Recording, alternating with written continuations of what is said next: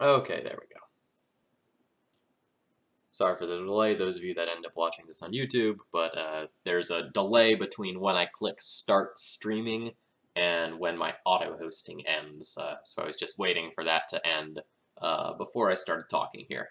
Alright, so for anyone who doesn't know me, hello, my name is Phil Gallagher. I run ThrabenU University, a specific legacy site for Death and Taxes, and tonight we are going to be streaming with Death and Taxes. This is not normal Death and Taxes. Let's look at normal Death and Taxes, and then we'll look at the sort of special build that I'm playing tonight. So, normal Death and Taxes is a mono-white deck that focuses on disruptive elements like Thalia and Phyrexian Revoker, with finishers like Mirran Crusader, or alternatively things like Serra Avenger. And Rishadan Ports and Wastelands and Thalias and Revokers kind of stop what the opponent is doing before we go and then just kind of like try to get there with the more aggressive threats and equipment to back it up. And its sideboard is sort of built so that you can take out the cards that aren't great in particular matchups and focus on like more particular hate for any given matchup. But let's look at what we're doing tonight instead. So tonight we're playing blue-white taxes. This was a list that a user named Egget 5-0'd with a little while back, and I promised that I would go and do a stream with it. Alright, evening Woody, welcome. You're in for a trip. I think this is going to be a lot of fun.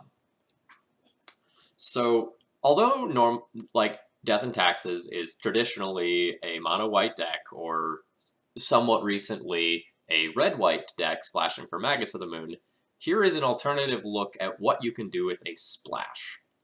So this version of D&T is much lower to the ground. If you look here, we'll see 18 1-drops as opposed to like the 12 that you normally see. And we have more interaction. We have a set of Stifles, and we have a set of Judge's Familiar. And these two cards complement each other very, very well.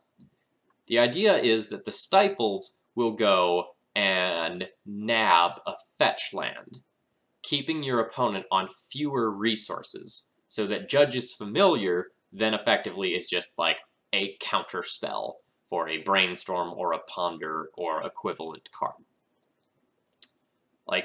So the main deck, realistically, is just splashing for Stifle, and Judge's Familiar is a card that you can still cast in the mono-white shell, so like this doesn't count as a splash card, right?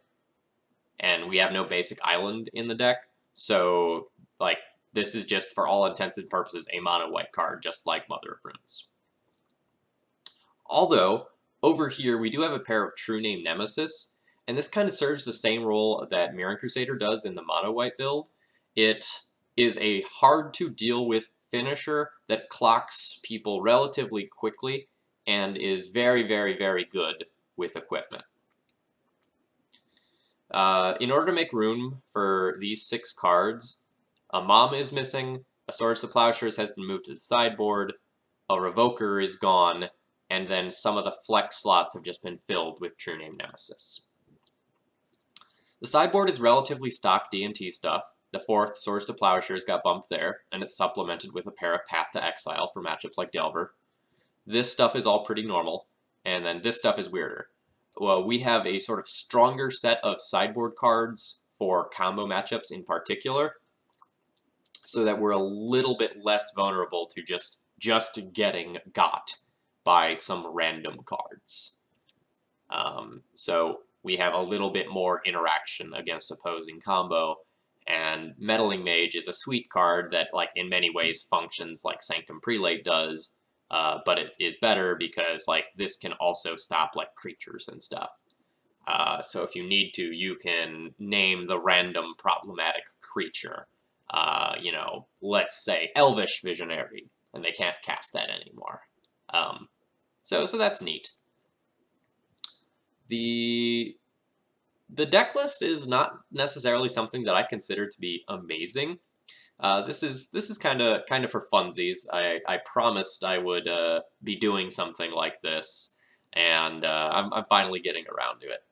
Oh, Sutton, you say so many streams? Yeah, well, I owe you all 2 more bonus streams. I owe you the Tin Fins stream. I have to coordinate borrowing the deck with my roommate. It didn't work out last time we tried because he was in the middle of playing a vintage league. And then I just hit the 600 follower goal between the end of last stream and this morning. So I will owe you a black-white taxes build as well. So I'll have to take a look at what exactly I want to do for that. So today's Tuesday, right? Yeah. So I will still have the normal Wednesday night stream tomorrow night at 7 p.m. Eastern Time. And you can probably expect to see 1 or 2 bonus streams in here. Just kind of like getting that Tin Fin stream in and the black-white stream in while I'm still on spring break. But I can't exactly commit to times as of right now because I'm not sure what some of my plans are going to look like. I have a couple of chainsaws in the air, and I'm not sure quite when they're coming down. I'm glad you think the subscription is good value. I mean, you get the awesome emote that everyone loves, and it makes me produce more videos. The fact that I have the card hoarder subscription working now, and like their loan program at my disposal is really nice. You know, just to, you know, tout my sponsor for a second here, like in a process of less than 5 minutes, I was able to borrow like the Strands, the Tundras, the Stifles, the True Names, the Meddling Mages, and Flusterstorms from them without having to spend a dime. So if you ever need online cards, consider Card Hoarder. They're good people. They're supporting people like me, doing everything that I want to do, and they don't ask me to plug them. They don't ask me to plug them at all. The only thing they ask is that I put their little logo down here or wherever it is for you. That's all they ask. So this plug is voluntary and not forced in any way. They're good people. Agate blue-white taxes.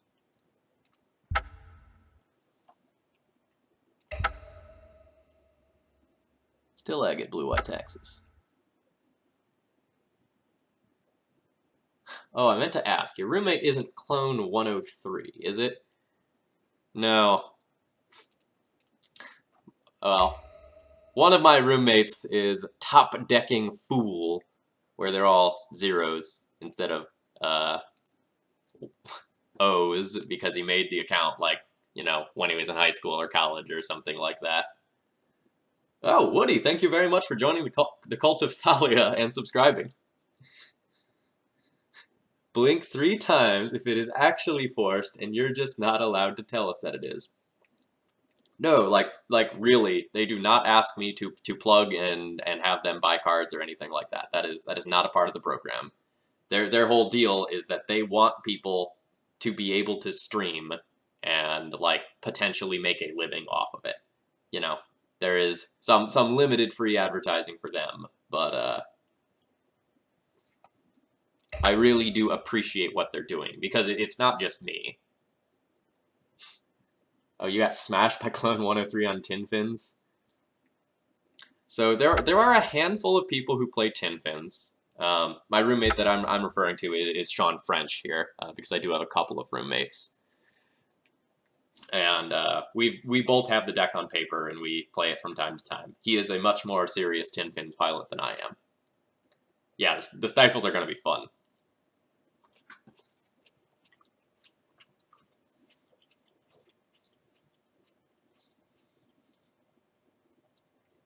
Also, on the list of things that are amazing, so I'm eating these grapes, right? Grapes. You all know what grapes are. These grapes are flavored like cotton candy. And they just grow like that. It's not something that is added to them afterwards. Genetics is awesome.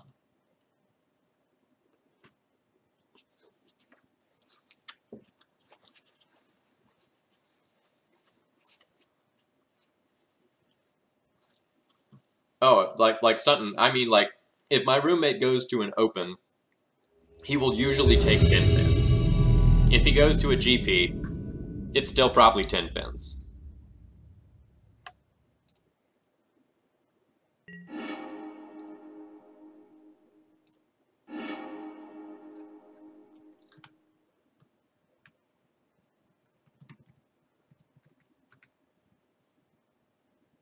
Alright, so my opponent plays Grixis Delver.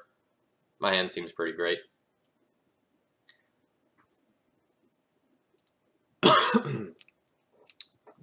Seen builds with Spell Queller. What do I think about Spell Queller?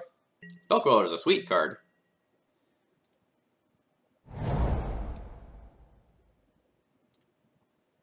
I think we're pretty likely to just want to basic planes this game. And I want to fetch while I can still fetch.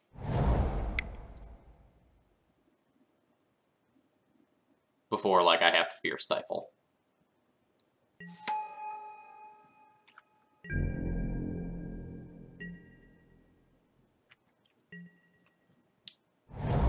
So, Woody, I don't know if you were around for it, but the other day, I got absolutely destroyed by Spell Queller in Legacy.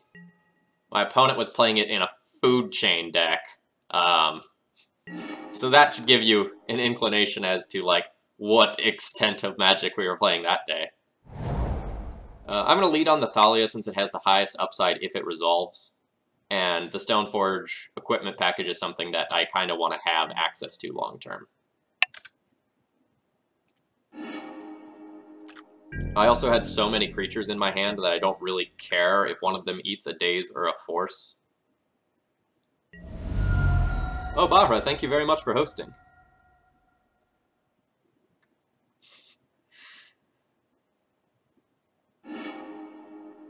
Yeah, Force of Will is necessary for Legacy. Anyone who tells you it isn't probably is a fast combo player. Don't listen to them, don't get bamboozled.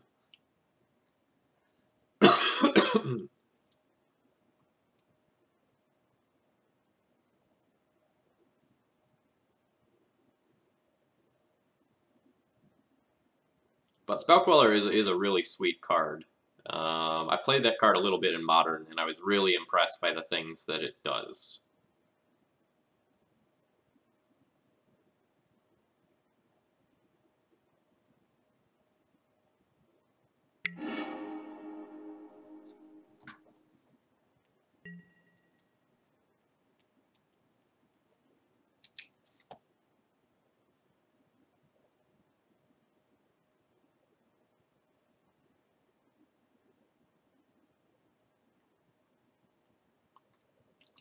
So, Woody, if I were to give you advice, I'd say if you're gonna play against Delver a whole lot in your local metagame, just play mono white. But if you're gonna play against more like Czech Pile and stuff of that nature, play play red white because it just grinds so much better.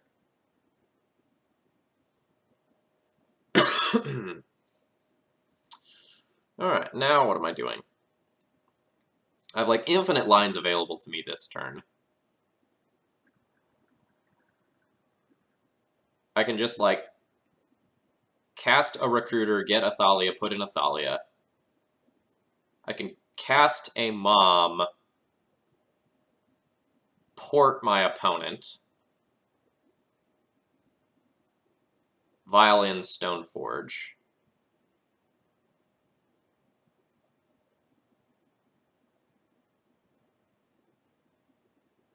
So we're kind of unsure how mana light my opponent is because of the Daze. Like, the Brainstorm play they did made a lot of sense because it lets them flip the Delver this turn.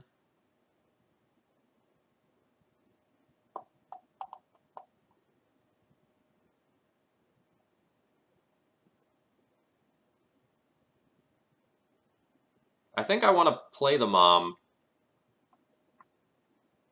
port them, put in the Stoneforge.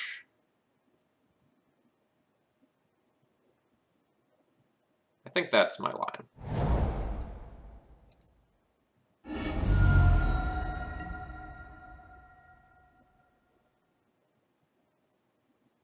I'm gonna get a Tundra in case I draw a Stifle at this point. It'll also scare him a little bit, which I like.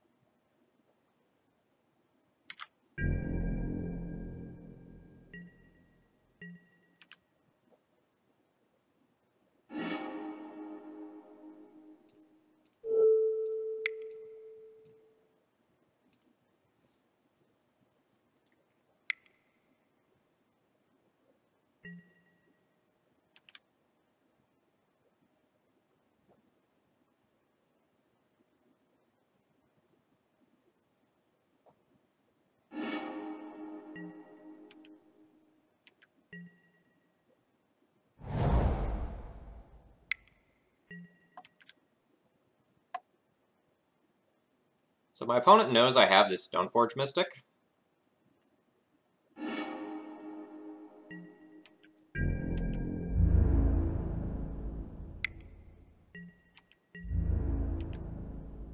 So I wouldn't be surprised to see my Stoneforge Mystic die at end of turn.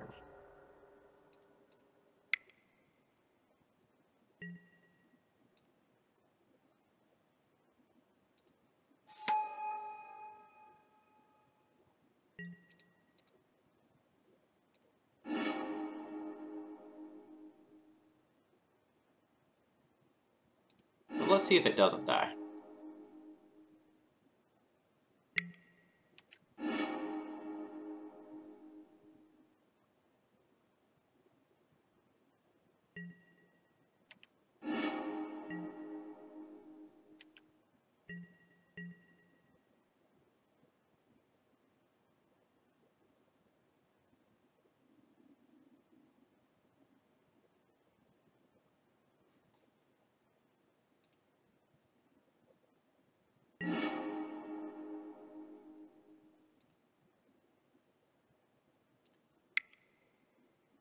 No Sword of Fire and Ice at all. That was one of the things that got the axe.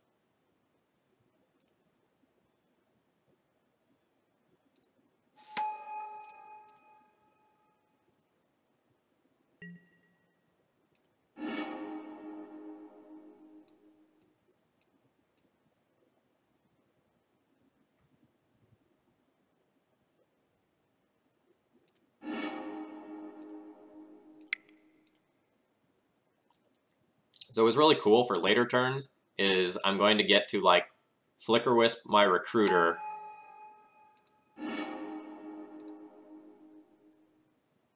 and then get a True Name Nemesis. That's going to be something I've never done before.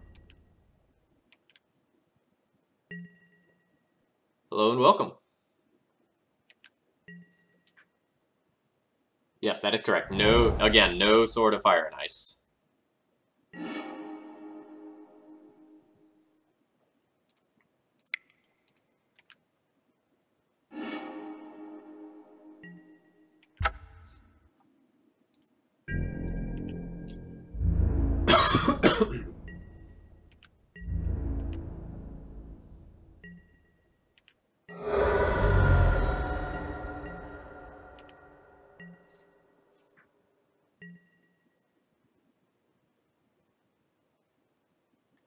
Yeah, okay, so Woody, if you're still learning to play the deck, then Mono White is definitely better for you as an individual. I can pretty much... Oh, man, that is spicy. I can pretty much guarantee that.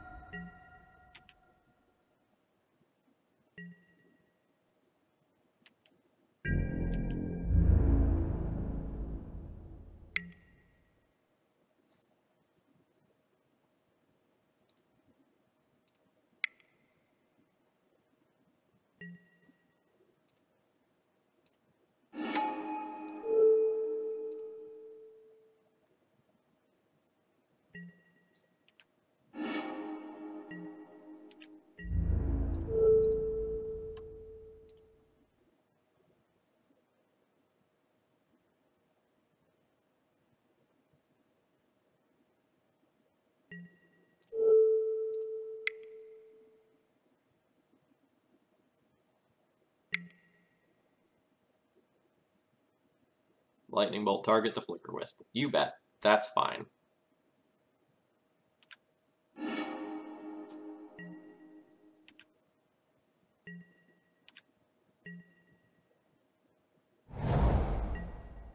Hello, hello. Welcome.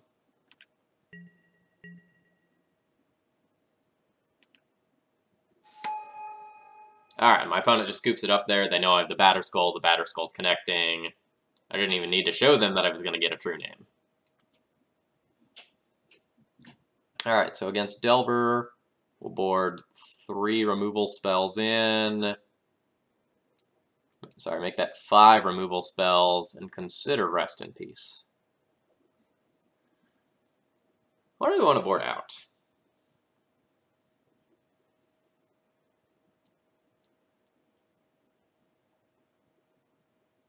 I guess I board out the Stifles.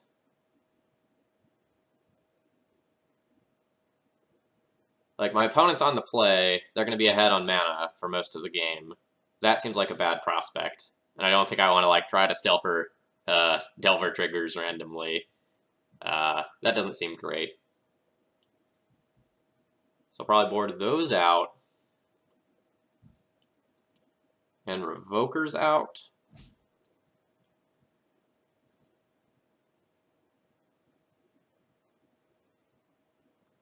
And then I just trim one other card, I guess like a Judge's Familiar. That seems reasonable. Do you just want me to like board out True Name and play a like completely fair mono white game?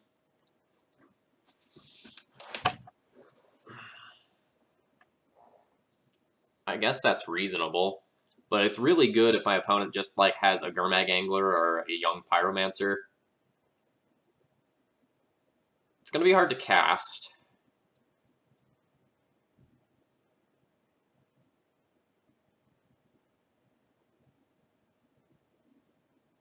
But if it gets into play, like they might not actually have a way to answer it. I don't know. I'm not like familiar enough with Eggett's build to know the answer to that.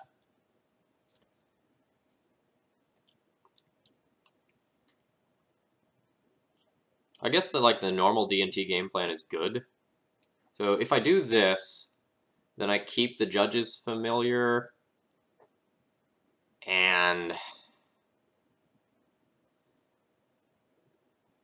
like one Revoker or a Canonist. I guess Canonist is okay.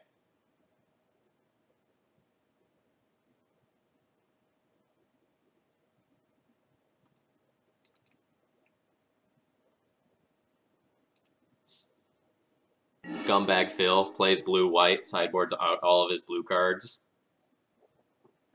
But like the mono white game plan is really good against that deck, so I guess it's fine.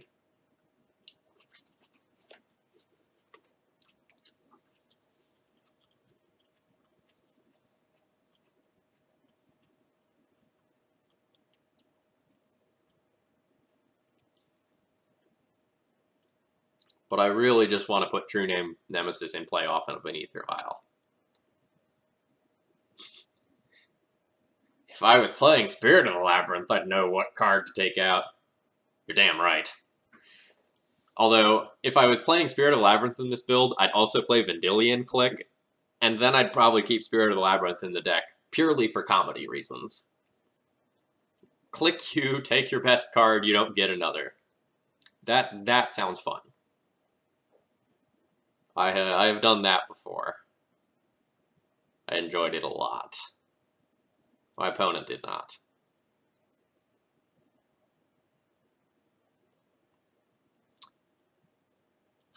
Well, Basic Planes, thank you for taking the pains to go through and sub on mobile. I really do appreciate it.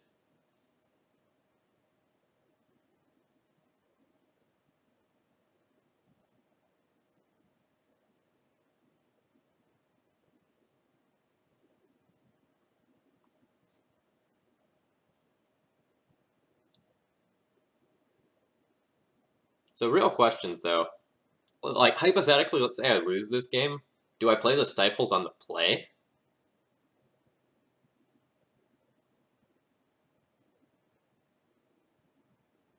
I don't know. It's just a Thalia party in chat. It's one of my favorite kinds of parties.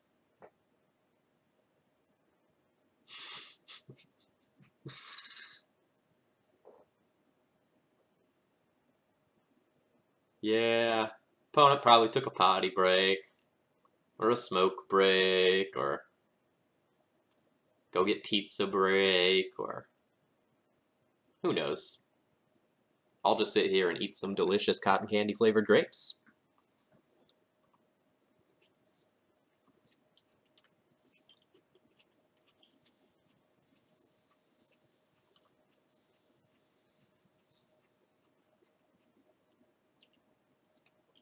That was the opponent confirmed disconnecting from the wonderful client that is Magic Online. Yeah, sure, I can give you an introduction while we wait. Alright, so here's the build. Essentially, it's the mono white shell plus Stifles and True Name Nemesis in the main deck, minus a Mom, a Swords, a Sword of Fire and Ice, and some of the flex creatures, and playing a bunch of fetch lands for tundras over just, like, more basic planes. The sideboard is relatively stock for mono white, with the exception of these 5 cards. Instead of other hate like extra Rest in Peace or Surgicals or Canonists, you get 2 Flusterstorms and 3 Meddling Mages. This build was Eggett's blue-white build. He 5-0'd with it roughly 3 weeks ago. He said the build was a lot of fun, and it was very enjoyable, and you just get a lot of people, but it maybe doesn't have the most staying power. Why Stifle? Fetch lands. Your goal is just to get fetch lands. So we'll keep this. We get like turn 1 Judge's Familiar, into turn 2 Thalia, into turn 3 Stoneforge for Jitte with Surprise Batterskull. I like all of this.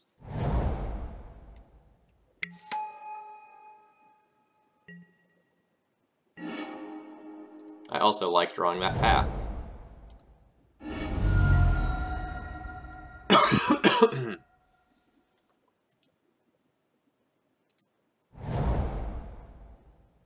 We are gonna get some Hoot Hoots. And I think I'm gonna play the Judge's Familiar before this path,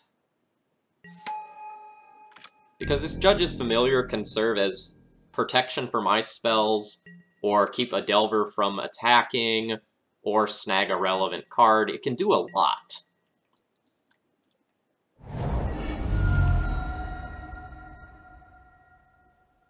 It will also effectively make my next spell uncounterable.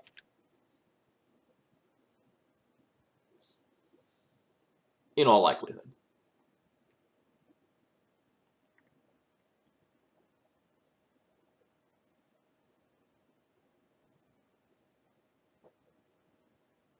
I also just want my opponent to just, like, lose infinite tempo value by playing around Judge's Familiar all game.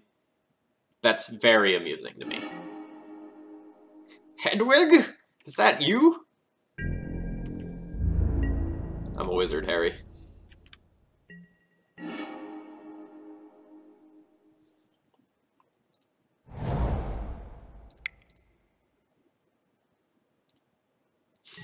Hey, what's going on in here?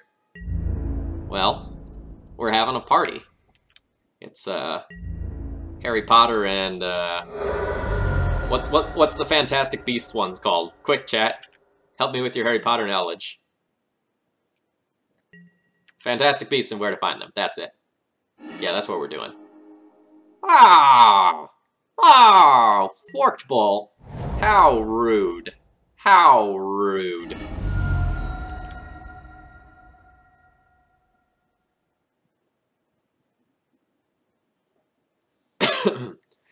So, in all seriousness, we are playing blue-white Death and Taxes tonight.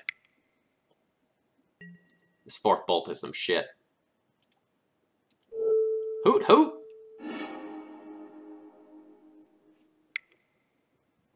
Damn, they saw the line.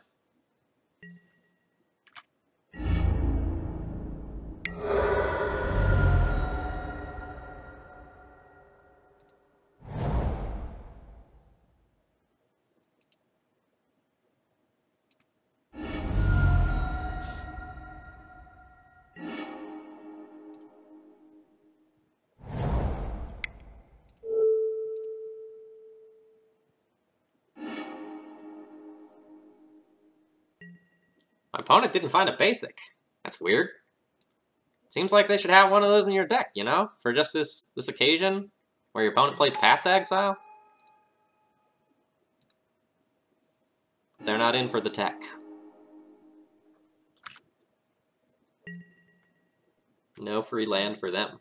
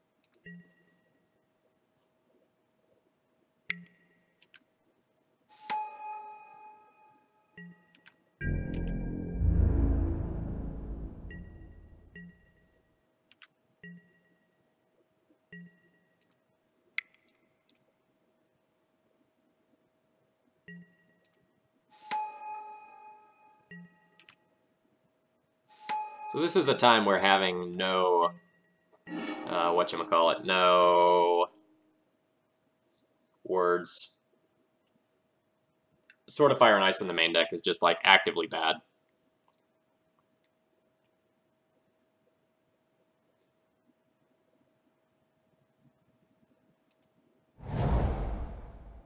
I don't want to give them another chance to use black mana, so I'm just going to take them off this Underground Sea right now.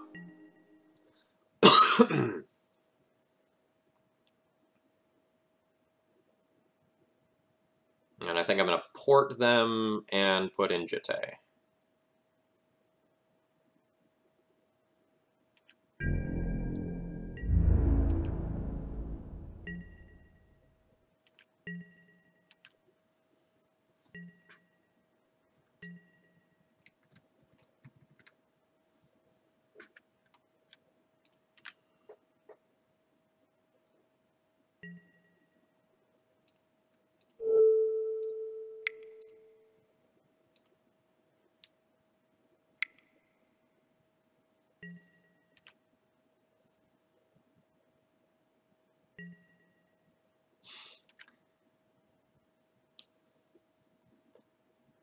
Playing Ghost Quarters over ports is really bad in a couple of specific matchups, like especially Miracles.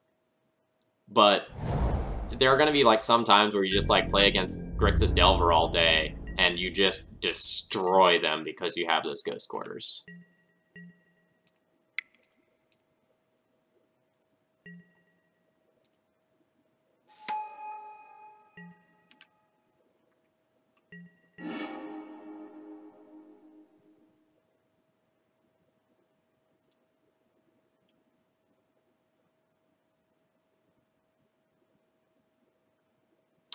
Alright, so now I wait until we draw a flyer, and then I start just connecting with equipment forever.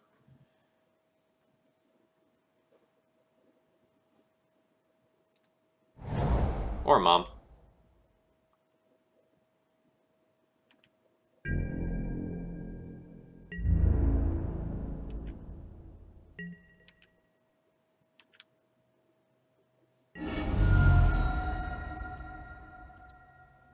You better have a good reason to be fetching, because you don't get that black source ever again. Lightning Bolt, the Stoneforge Mystic. Okay.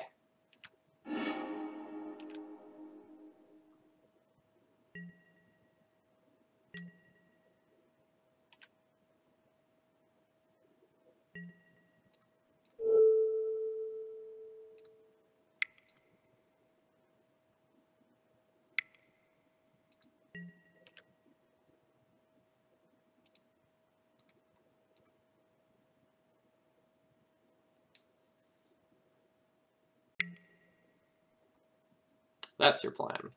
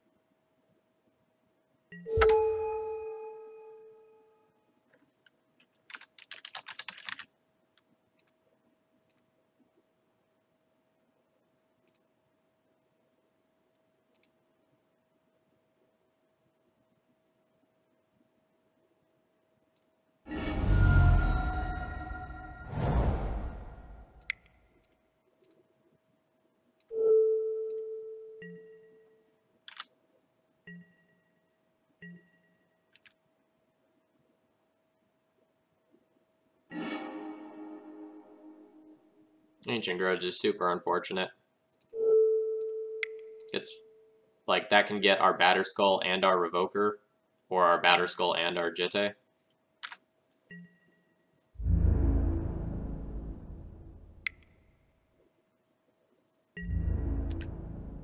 But maybe my opponent is bad and they're just gonna pass so they can hold up mana to like bounce this Batterskull. But it doesn't matter. Like, I'm just dead on board.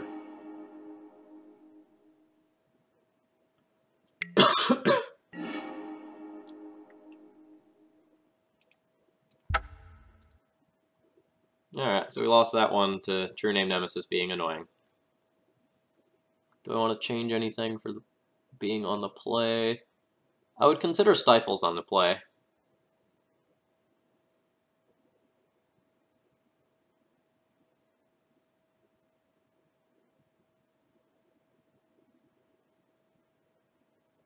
But it's probably not worth it against a Delver deck. Like, I just want to fetch out Plains and Snow-Covered Plains as my first two white sources.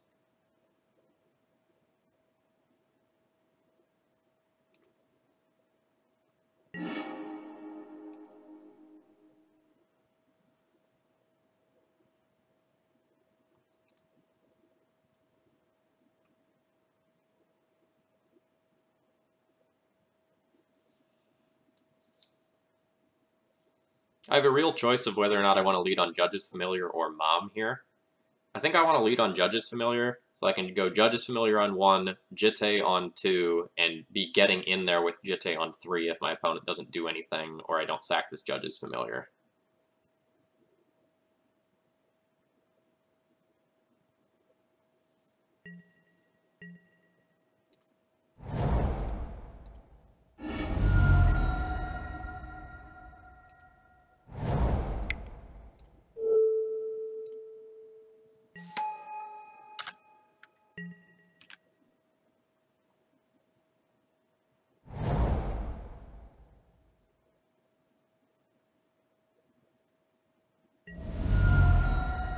Alright, well, I'm not countering that one.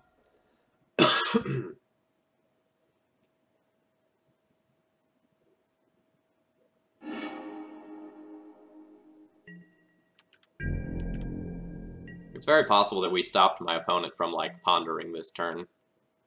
That's pretty sweet.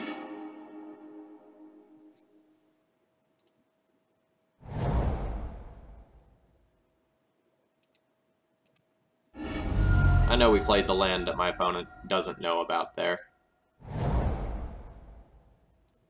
But I want to be able to just cast this with some protection. Whereas, like, if my opponent just, like, goes to bolt this Judge's Familiar mid-combat, then they can daze my Jitte afterwards. Hey, Welshman. We're in a riveting game of Magic where Judge's Familiar is trying to beat up on the bad man.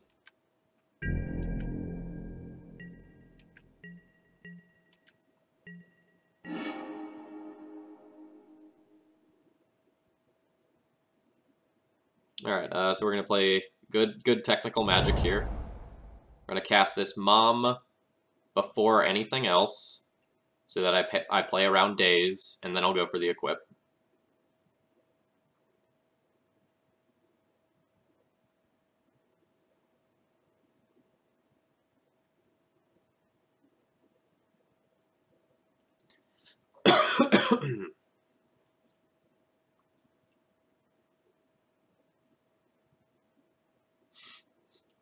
My opponent is thinking so long and hard about this. Diabolic Edict, I sacrifice a creature now. Well, see what you did there, opponent. But, hoot hoot, I'm gonna counter it. Oh, I countered it. So good. So good. Let's see if my opponent has a Fork Bolt and just, like, completely wrecks me here.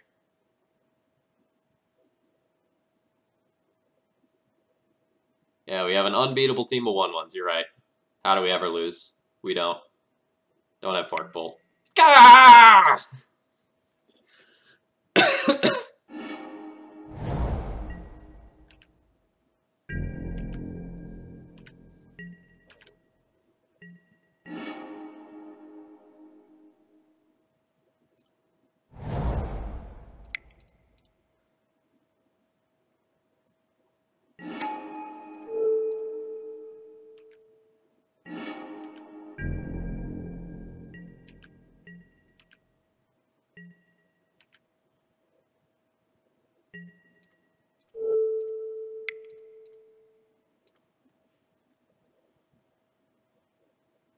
The worst part is that, like, my opponent probably has, like, one Forked Bolt and has drawn it both post-sideboard games.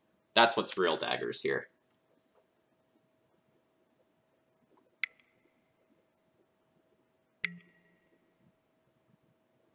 Never mind. This is what's real daggers. Alright, so there go the two best cards in my deck.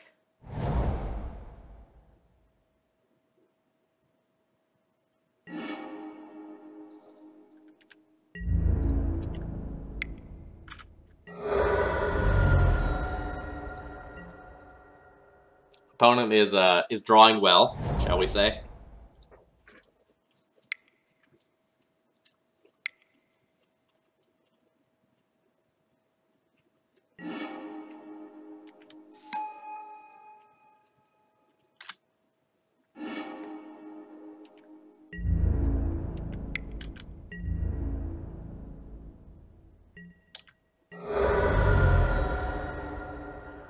We're not conceding.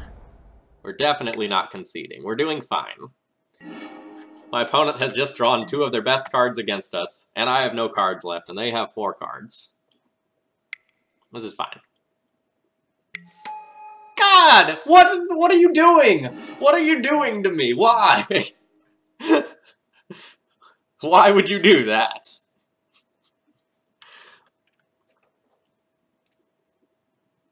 So I just want to throw out that my opponent has not actually cast a real cantrip this game. They just naturally drew Bolt, K-Command, Edict, Lily, Last Hope, Gurmag, Angler.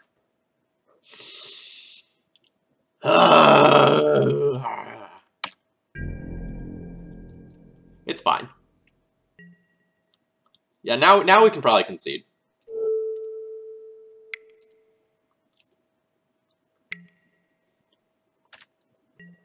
But I just want to see, like, how much hotter they're drawing if they're already this hot.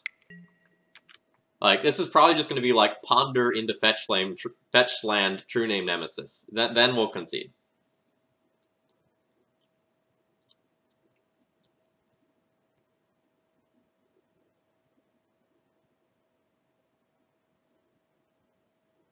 So Josh, like, I know those cards are in their deck, but in the 1, 2, 3, 4, 5, 6. In the 6 cards they've like played other than lands this game, 50% of them have been sideboard cards. That's very absurd.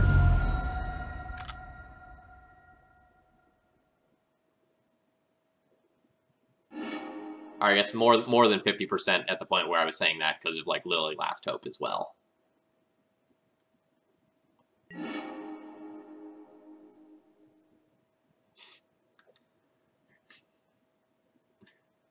So that was cute. So for anyone who like missed what happened there, so my opponent pondered, knew what was there, and then minus Lily to just like get a card.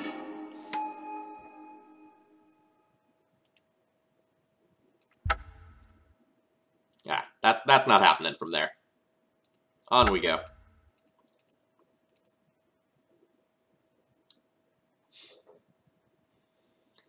So for anyone who joined late, hi, my name's Phil Gallagher. I run ThrabenU University, and for some fun tonight, we're streaming with some blue-white Death and Taxes.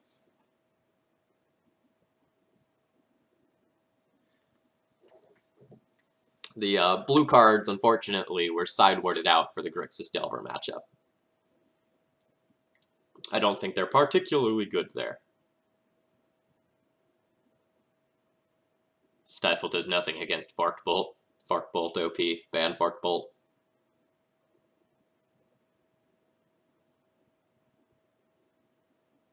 Hey, Legacy, after all, yeah. Welcome, I'm glad you're here. We're having a lot of fun. Minus that whole Forked Bolt thing. That was less fun.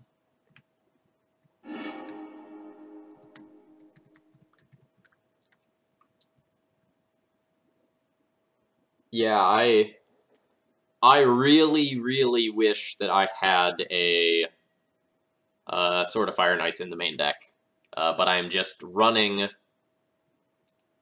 what Agate 5-0'd with. you know, I have no experience playing this blue-white build. It's pretty strange.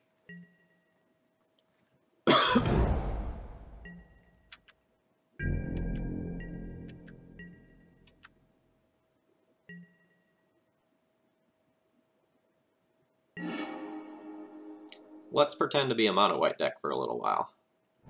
Let's also hopefully stop drawing lands, because I kept this one on, like, the strength of Vile Thalia Wasteland as a plan, and I really don't want to continue to draw lands.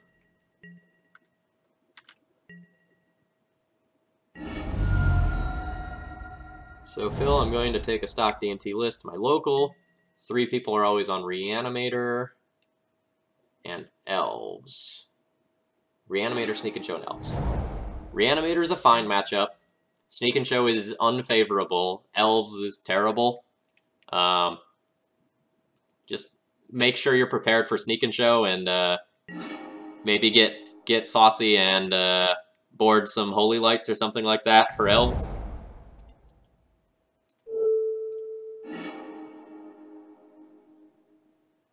Alright, opponent was F6 there, so that's some valuable information for me.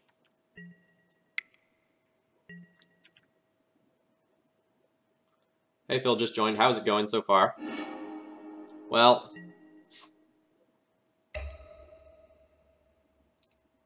oh, I can't see that right now.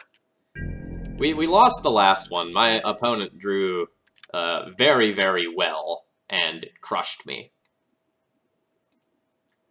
We lost to Delver.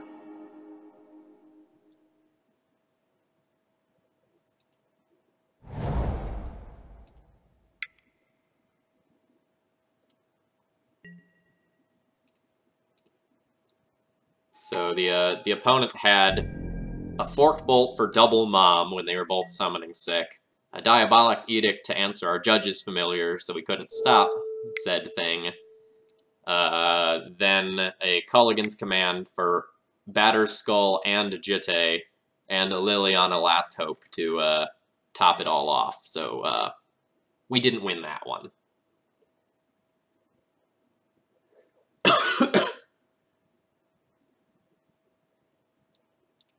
Three cast outs. Oh, that is deep. Alright, so my opponent conceded. I see Ponder, Ponder, Badlands. That makes me pretty sure they're on Czech Pile. There's some possibility I'm wrong, but that would be my guess.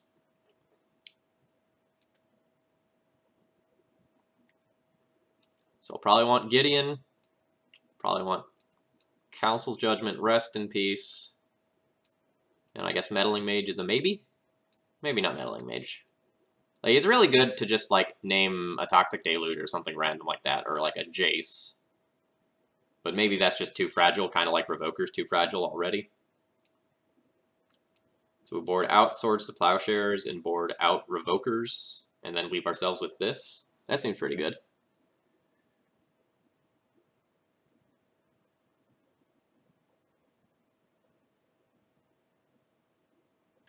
Oh, you think there's some possibility it's Storm. And my opponent is conceding early. Ooh.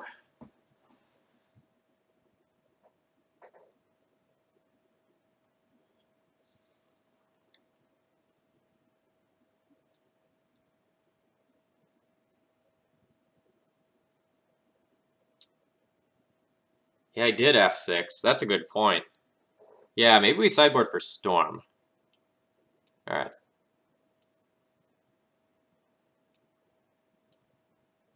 Yeah, alright, chat. I'll agree with you here.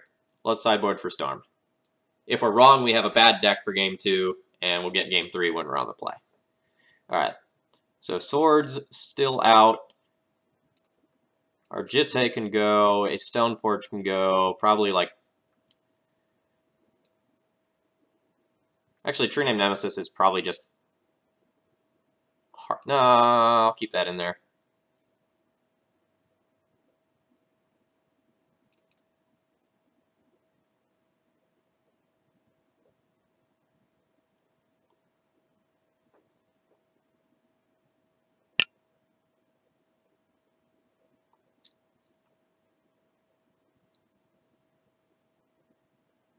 Okay, maybe with this build, it's just like the heck with Stoneforge and trying to beat goblins in that way, since I have so much more interaction, and I just keep one more random threat. That I could see.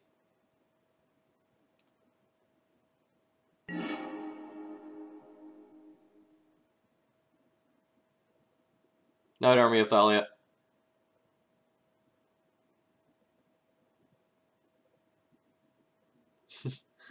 I don't think having the invoke... Oh, God.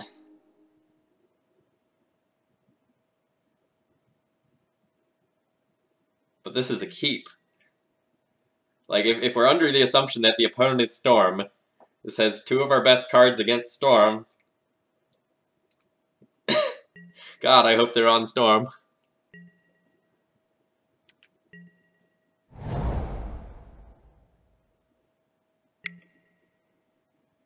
Chat, this is on you. This is on you. I wanted the board for Pile. And you were like, no, don't do it. He's Storm.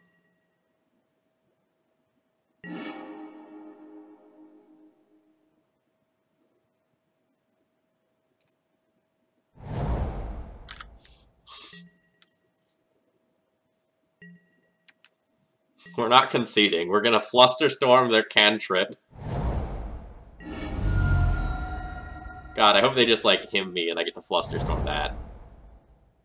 Him me. You won't. What is this? This is just like a Leovold? Fuck.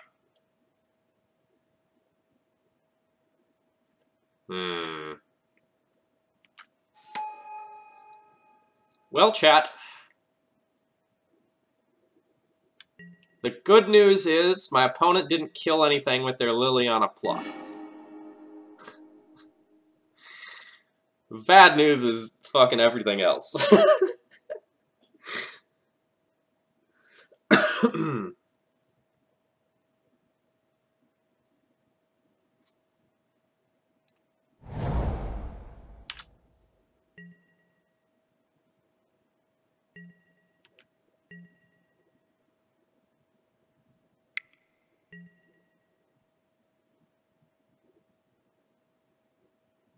Oh, I can just get this Ponder with Flusterstorm, can't I?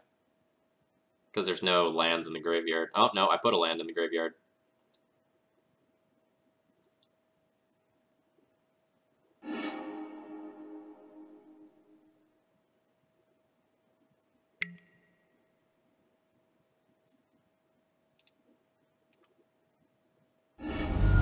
Alright, chat, I have a way to win this game. Hear me out. It's a good plan. I'm gonna stifle the Lily Last Hope activation. That's how we're gonna win this game.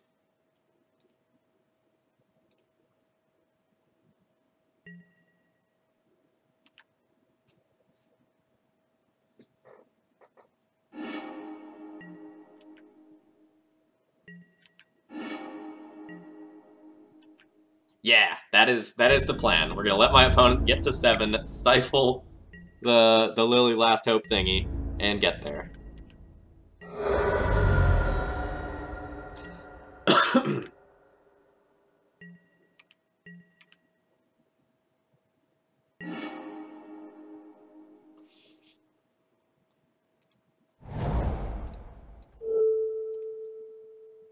Remember, kids, don't wasteland in the face of Deathrite Shaman.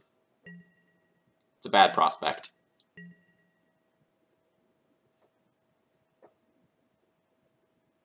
So the good thing is that my opponent will probably think that we're just like some sort of Stoneblade deck now instead of maybe straight D&T.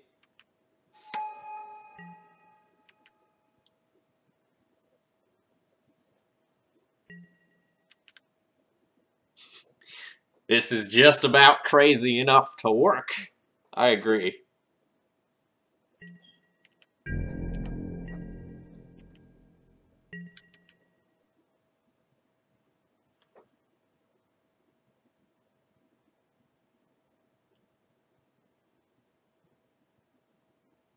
The Strix clock is real. Opponent doubled their clock. I know.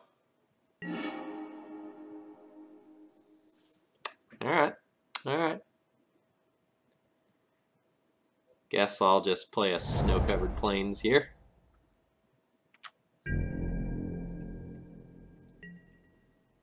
We can also just draw Council Judgment and get rid of the Liliana. Like, that's another real thing that can happen.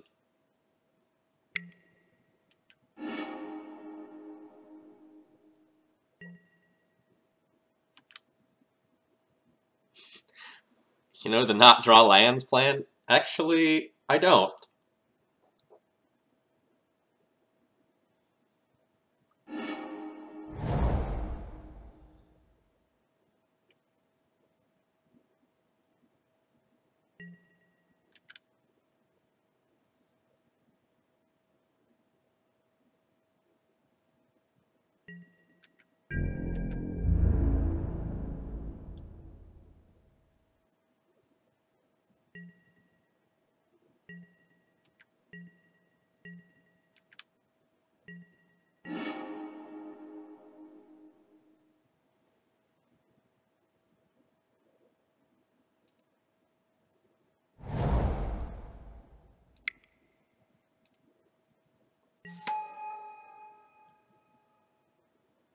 No, we're not playing out the Judge's Familiar. We are not giving them a target for the Lily. I cannot have them plus the Lily again. I just want them to make the damn Lily emblem, and for me to have an epic moment that we can clip. Do it. Oh! Oh, yeah! It's happening. Please resolve.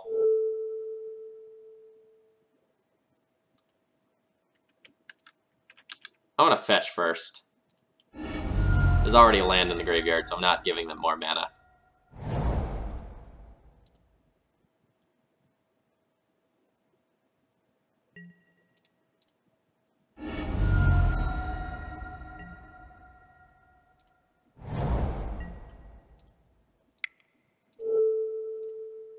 Please. I don't ask for much. But this would be epic.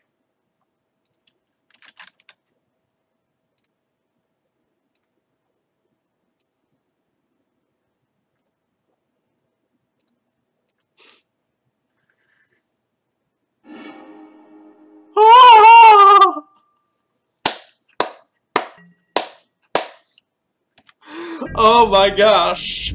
It happened! It legitimately worked! Our carefully laid plan.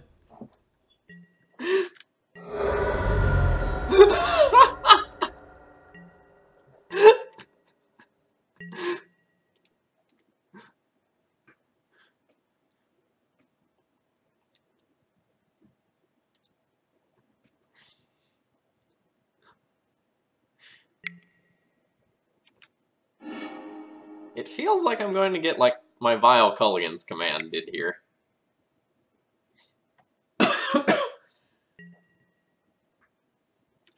Which I don't think this is how I would use a Culligan's command, personally.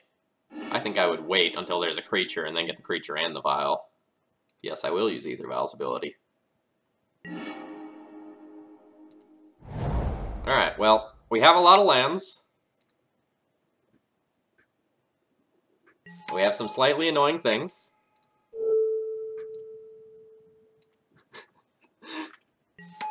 I mean, this is what Legacy is about, right? Stifling a Planeswalker ultimate and swinging a game like 7 turns back in your direction. Like, that was my opponent's turn 6, and until turn 6, they had, like, super dominant board position that I could do absolutely nothing about. Like, the only thing I did that game was, like, a Flusterstorm and a Wasteland. And then we got back into it. Alright, you get to Lightning Bolt my Thalia. That's fine, I have another.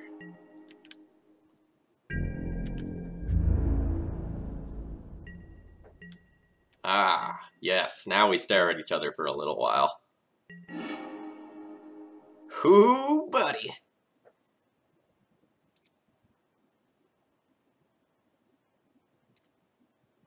I'm gonna cast the Thalia first here.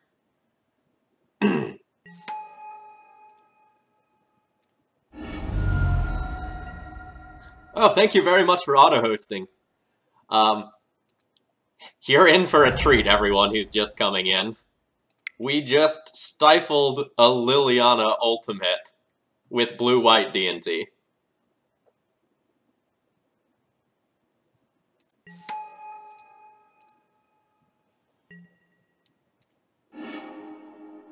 Oh, we're getting a true name nemesis here. Deal with that, Czech Pile opponent.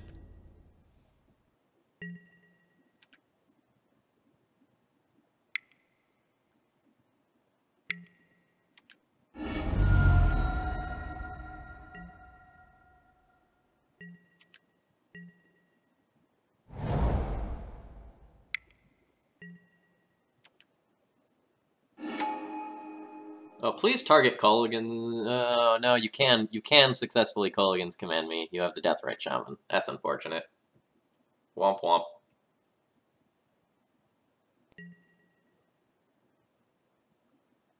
Or no, they couldn't successfully Culligan's command me because I had the Judge's Familiar. Alright. So they have to Thoughtseize away my true name. Alright, fair enough.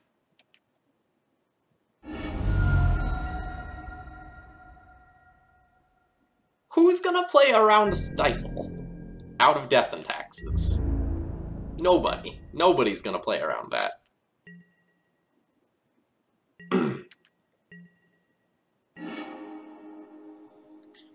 Alright. Draws are rough. I think I have to go aggro here and offer the trade of Judge's Familiar for Baleful Strix, because the Deathrite Shaman and Snapcaster Mage are threatening to do a decent amount of damage to me over the next few turns.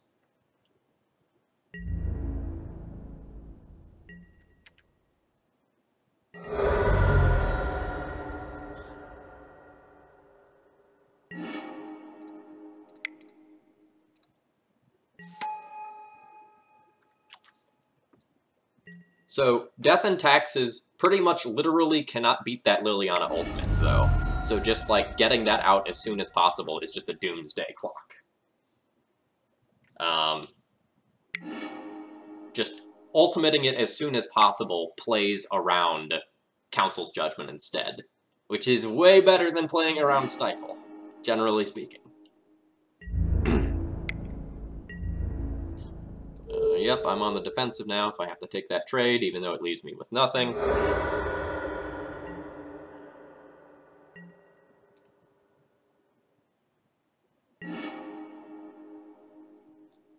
Super punished for my decision, as normal.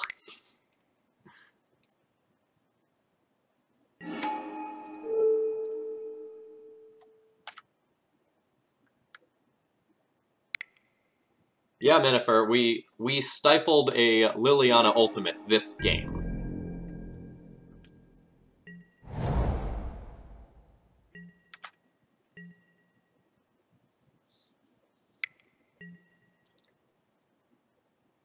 No, I disagree. We don't, like, they don't need to be greedy when they're ahead. They need to just not lose the game. And I think just, like, ticking up, or, excuse me, ultimating the Lily is just correct.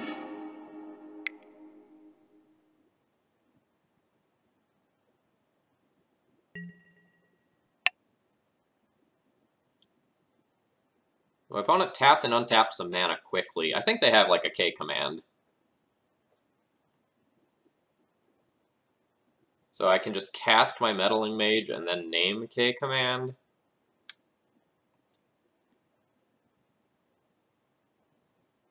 If I Violet in, then they dome me for 2, or get back one of their idiots and blow up my Vial. So I don't want to do that. Which is weird.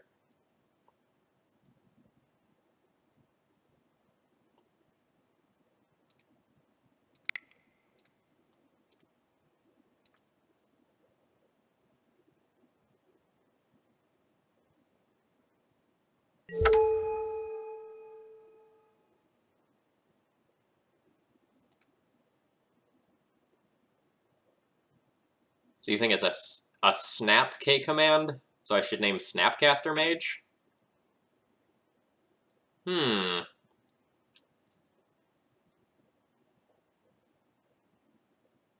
They did only, like, tap 2 lands and then untap them. Alright, I'll bite, I'll bite.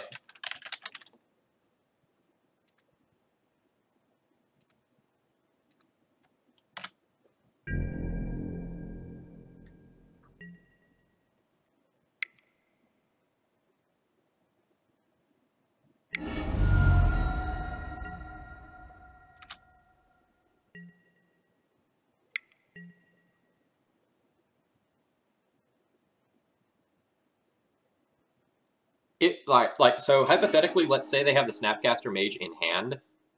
If we just name that and it resolves, it's great for us. Whatever this is, it probably just kills me. Alright.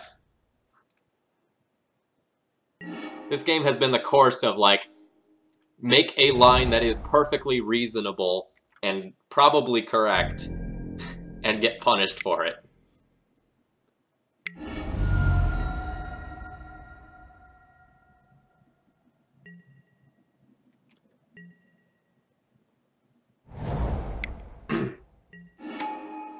Okay, so they had both. So it did not matter which we named. We were super mega dead either way.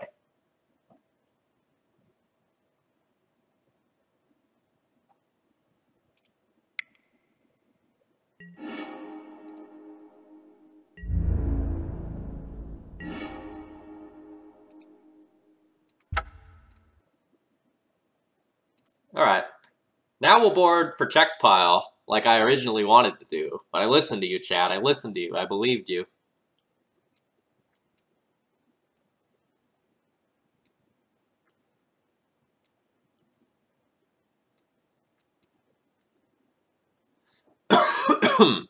Alright.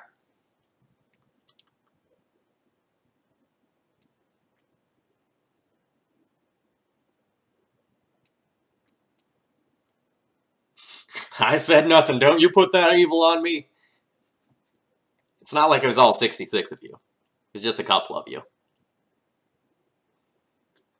But the rationale the chat had for my opponent being on Pile, or excuse me, on Storm, was that they did two cantrips. We saw, I think, Island, bad lands. My opponent F6 for both of my turns. So Storm felt likely. It was wrong.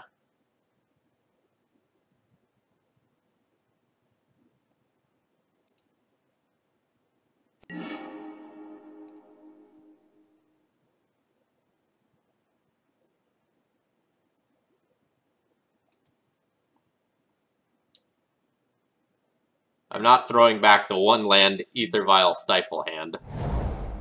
This is the stuff of Legends, right? This is where, like, we play Vial, then we stifle their fetch land,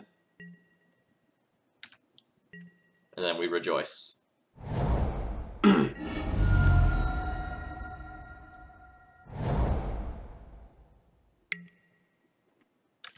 Yes, there is another version that instead has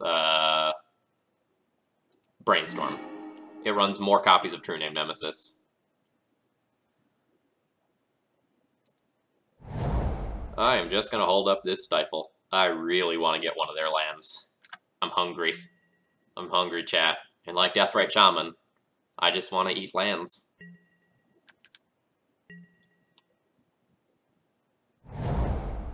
Oh, we're getting it. Oh, yeah! Oh, yeah! This is fun.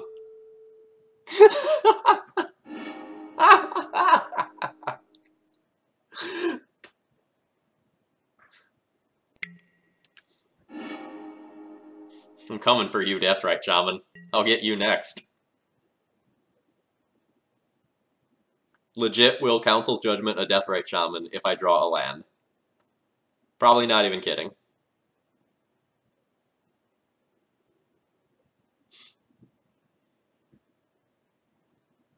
This has a reasonable number of blue cards, right? This is me just dabbling.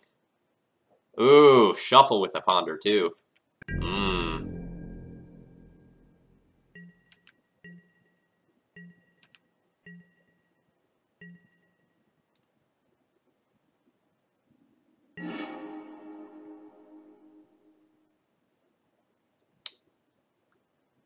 Alright, this is probably just a, like, play mom turn.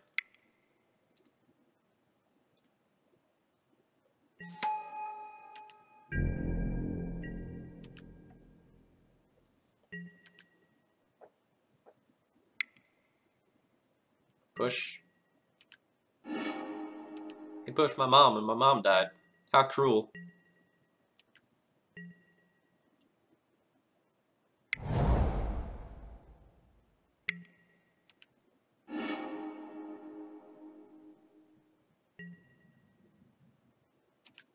Alright, it's fine. We have an answer to that on in hand.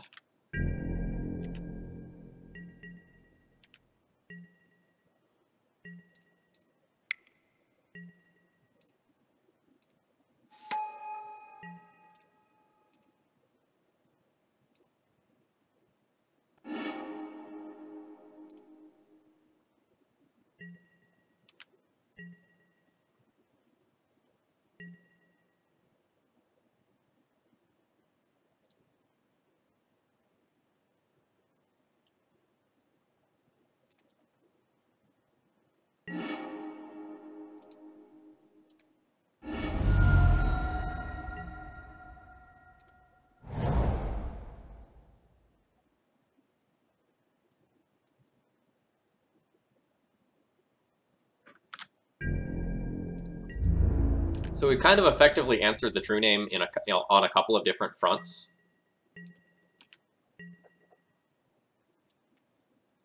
We have the Batter Skull. The Batter Skull sort of like brick walls the true name. We have the Recruiter, which is going to get my own true name. And then I'm just going to put equipment on that and force my opponent to deal with it.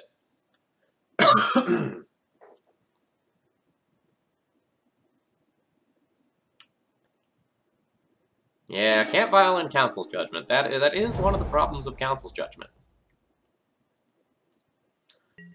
Alright, opponent is locked under their Brainstorm.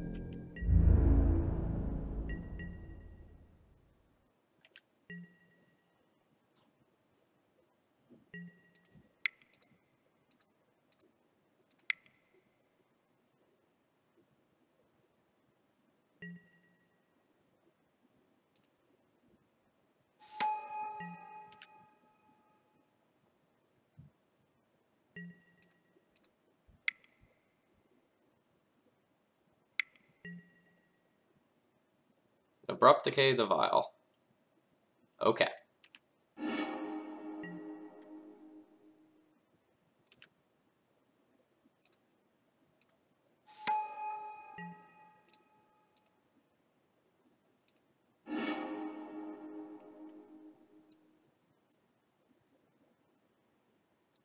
Still gonna get a true name.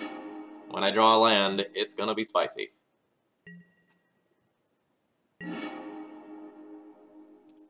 But first...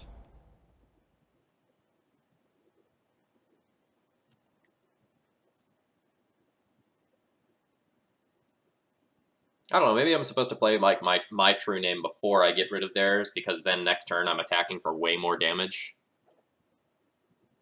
I guess it's a question of like, what am I more afraid of getting him to Taract away, or Thought Seized away? And I think the answer is my Council's Judgment.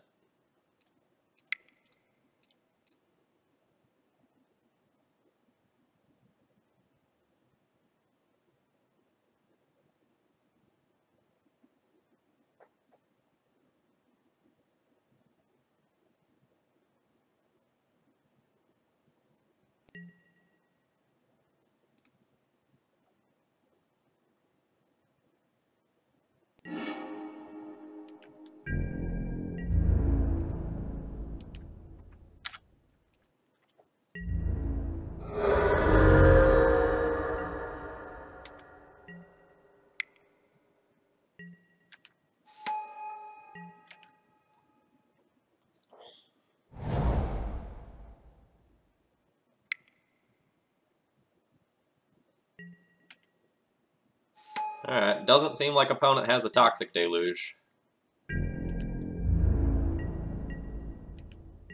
I'd love to draw land.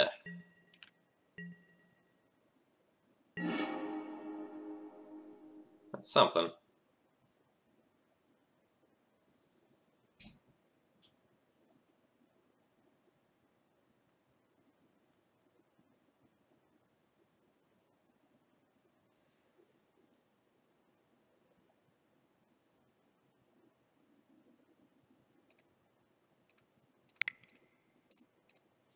Does this resolve? I choose you.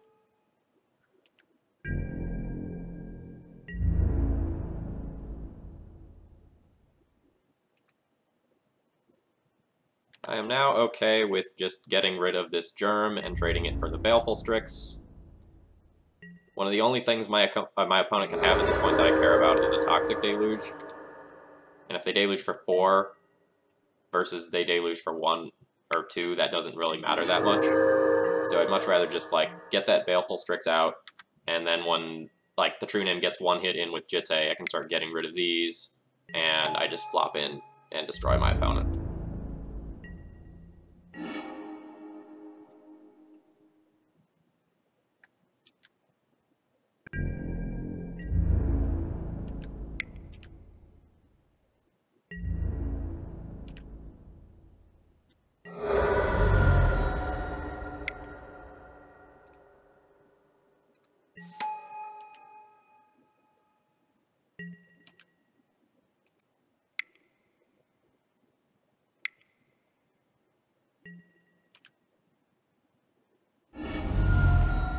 Yep, good luck aggroing me out through my 24 remaining life points before I kill you with True Name and or equipment.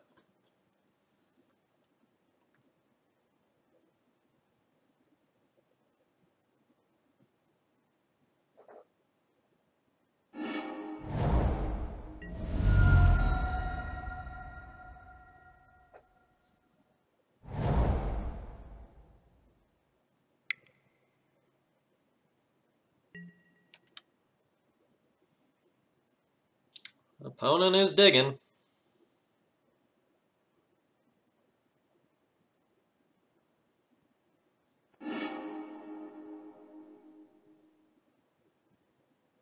Of note, there's only 1 creature card in the graveyard for life gain.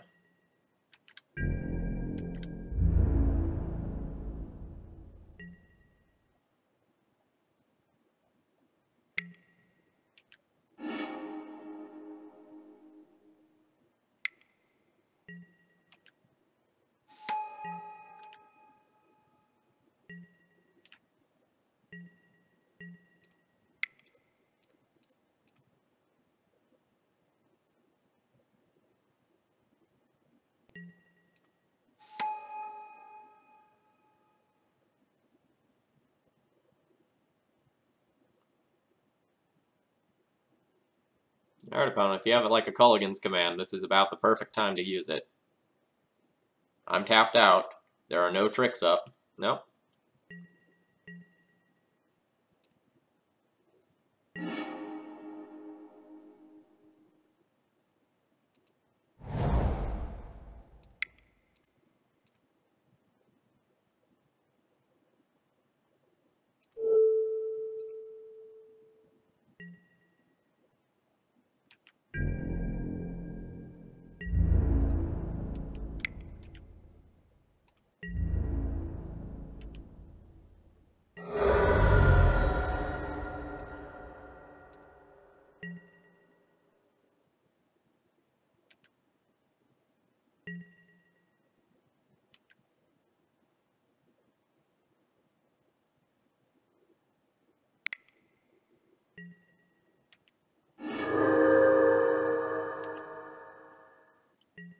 So in case anyone is wondering, I did not move the Jitte over to another creature so that if my opponent Toxic Deluges, they have to deluge for 5. Target Abrupt Decay, sure.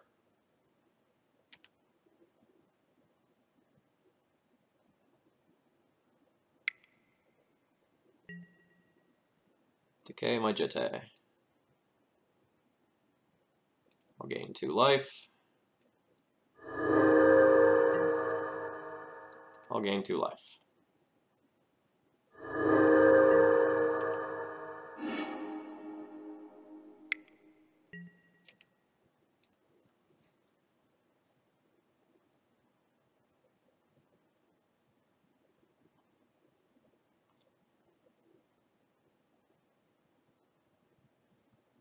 Now we're in a great position because the card that we want to draw most in our entire deck is just land, and it is the most popular draw in our deck. Fancy that. That's an okay position to be in. I really think my opponent needs to be, like, getting some chip damage in with these creatures.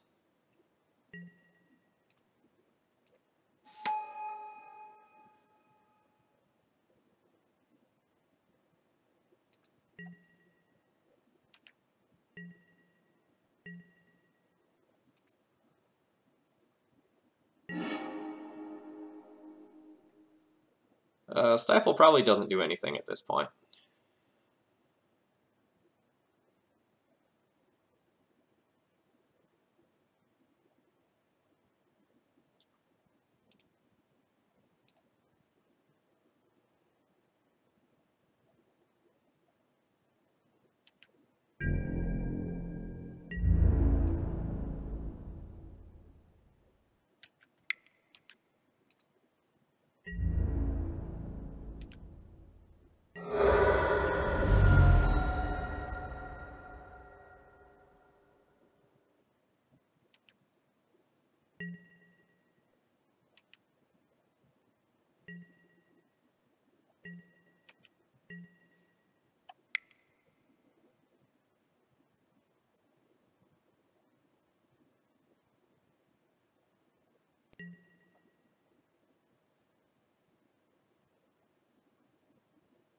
That seems like the literal worst play that my opponent could make, right?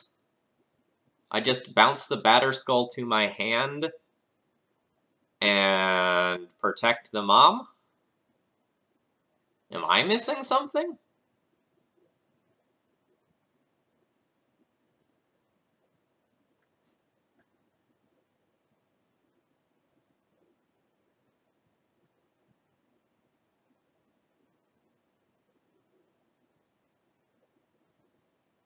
I guess maybe they're going to try to, like, him it out of my hand.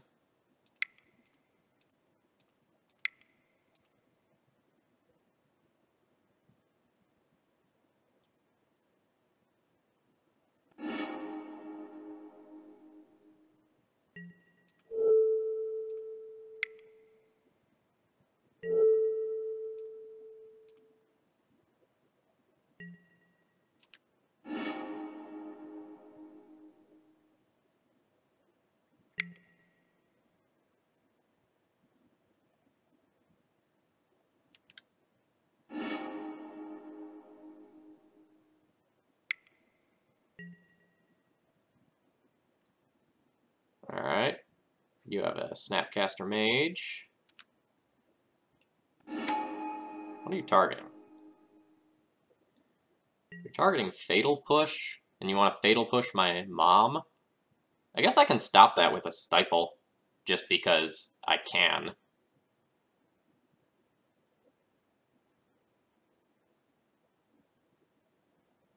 I mean, I don't need the mom right now, but my opponent thinks it matters, so might as well.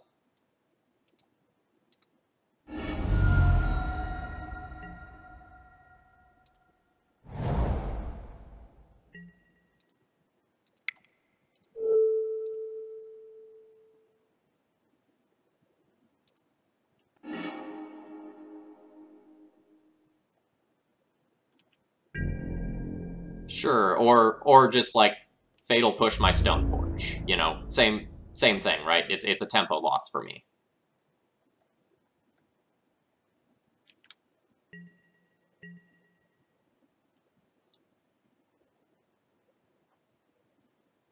I don't think I need to put in the second Stoneforge. I'm just going to leave my Violet too.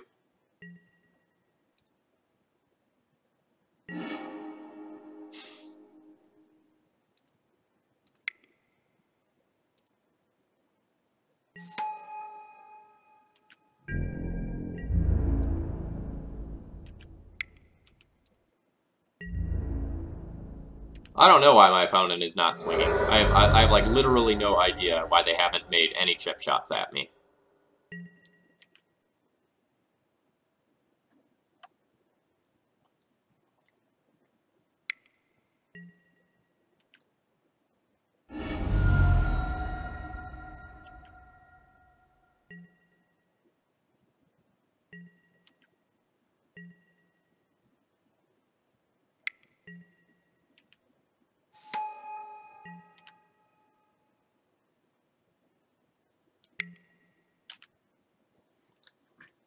Where do you find these people?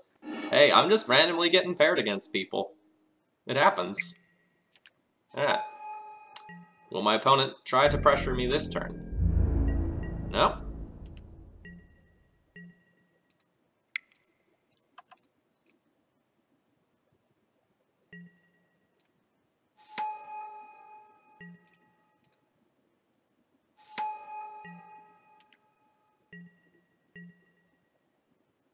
This is the one on 2. Say no to that.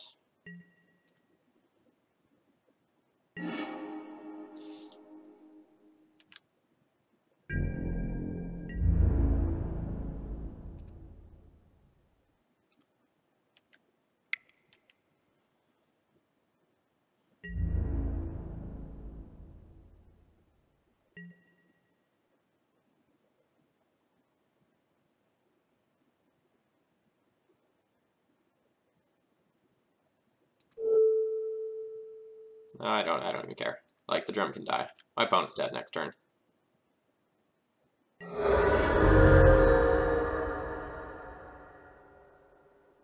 Oh no, they're not dead next turn, and that was a bad attack. Because that lets them gain 2 life, because there weren't any other creatures in the graveyard.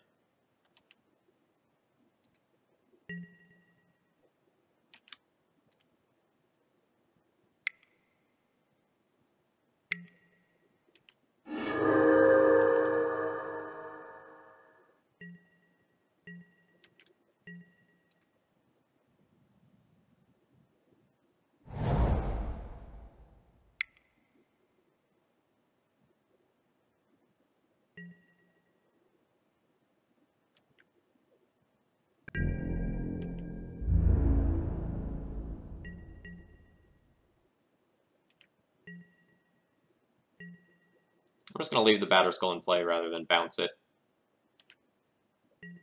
I just want to have my opponent dead if I draw a land.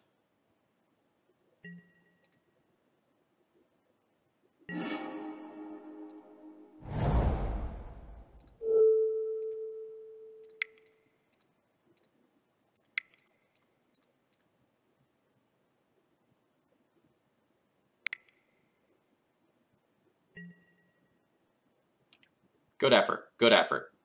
Both teams played hard.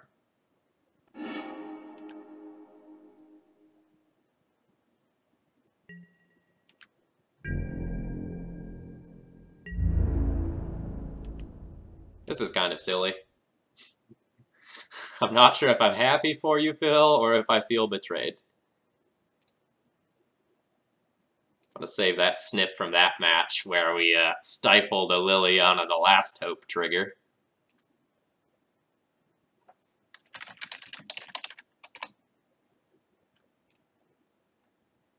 Yes. Yes, that was certainly a weird match. I don't think we expect them to normally play out like that.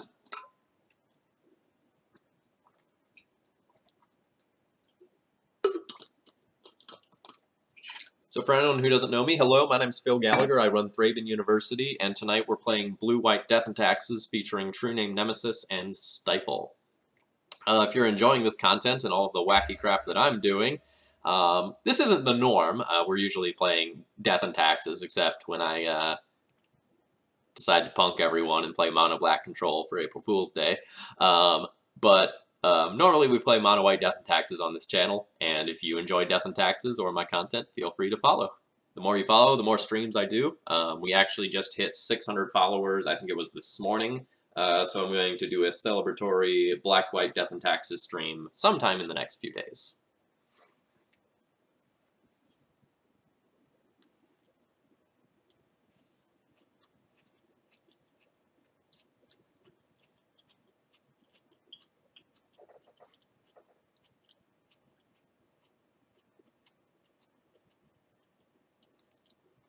Yeah, so we'll probably splash black for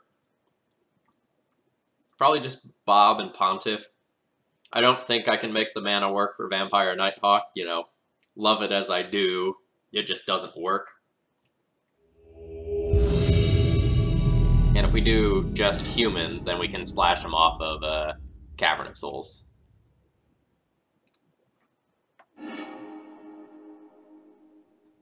Oh man, our hand is bad.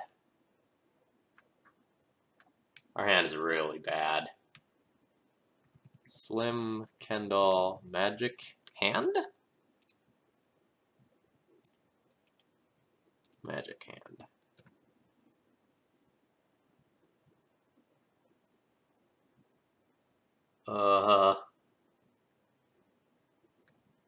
I see. It looks like my opponent plays Mono Red Sneak.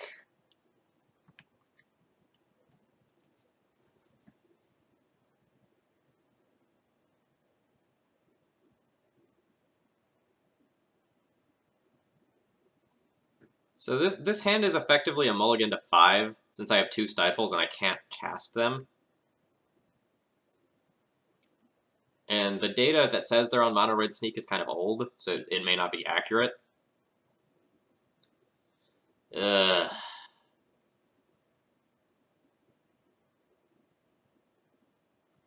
Oh, Moxall, you found the secret emote. I had a user submit a draft. Alright, well this hand's awesome. I had a user submit a draft of a Blood Moon emote. So chat, tell me what you think of that. They said, oh.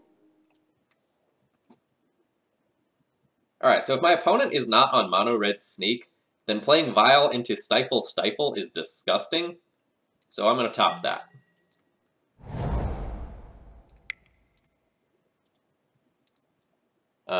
So like what you're looking at for that emote is like a spaceman that has his head replaced with a Blood Moon.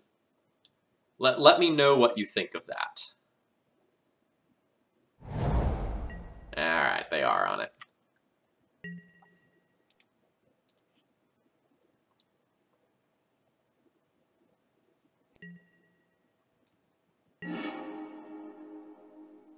It just looks like meat.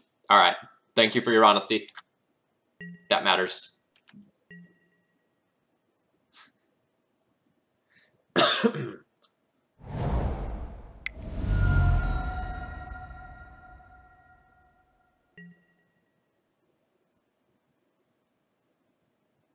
What?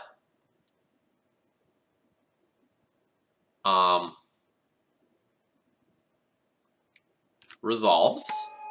It's just unexpected.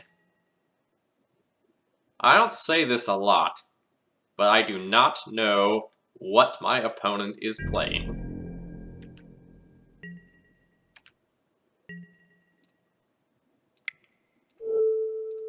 I will remove that, though.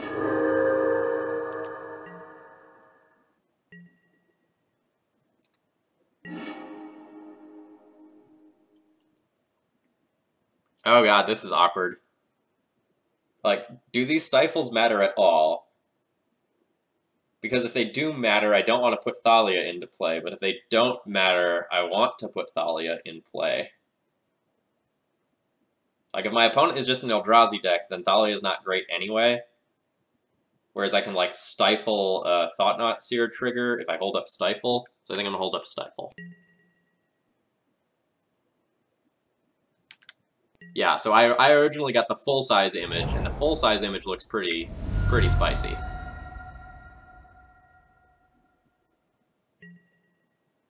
Alright.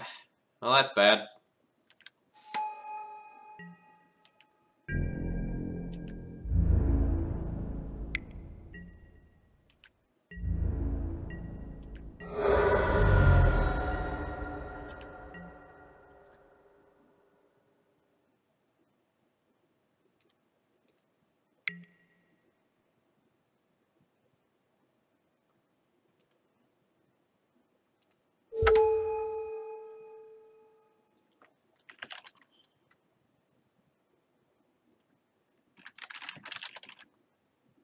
I have like this 50-50 shot of whether they're playing like a Walking Ballista or an Endbringer. I'm gonna name Walking Ballista because I'm way more scared of it. That card is terrifying.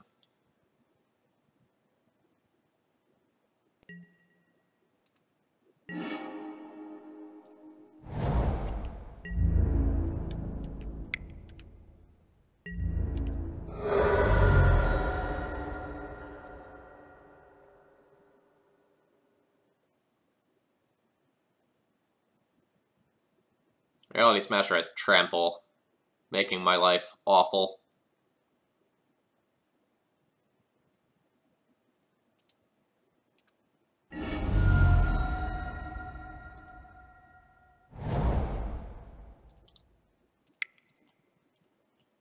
But we have 5 power between Thalia and True Name Nemesis, so we can actually trade for the Reality Smasher.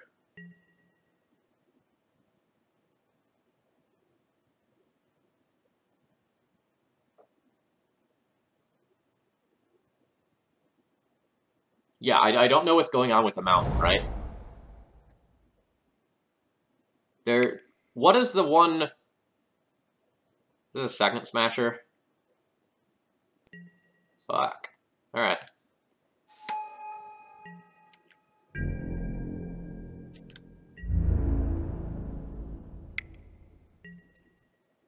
Isn't there one random Eldrazi that has like a red thing on it that you can take a creature? Because I feel like that's what my opponent is splashing for.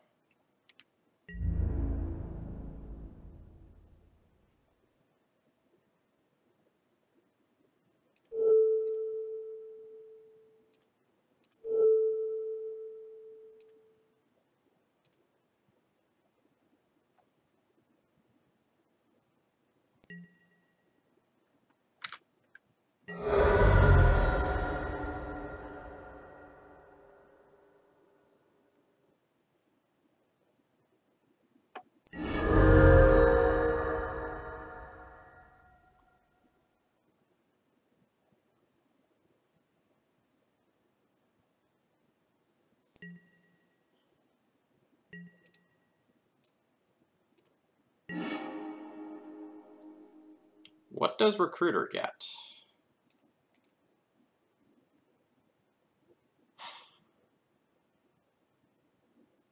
Recruiter gets me a... That's not this list. That's this list. Recruiter gets me a Stoneforge. Stoneforge gets me equipment. Stoneforge plus True Name Nemesis is the win. If I tap out and my opponent has the crappy red card that can steal my Revoker, I'll die. But I don't know that I should actually play around that, because like that might just be my irrational fear of like playing around that card. I also don't know that I have like just time to play around it, because even if my opponent smashes in and I trade these bodies, like I'm still going to take 3 damage in the process. So I don't think I can afford to hold up the Stifles.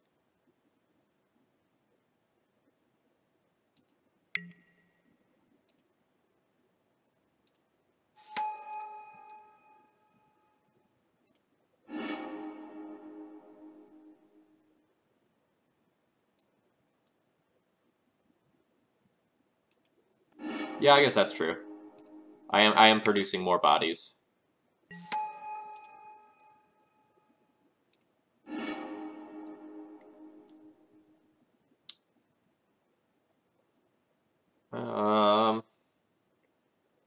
Batterskull is more immediate life gain, but Jitte is more long-term life gain.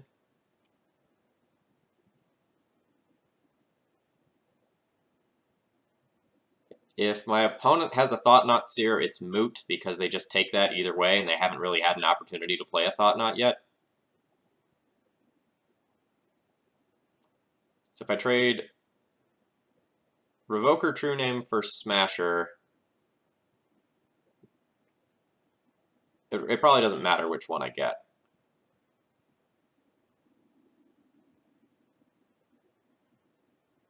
Like, they're not getting my True Name off the table. My True Name walls anything that's not another Smasher, so I'm gonna get Jitte, I think.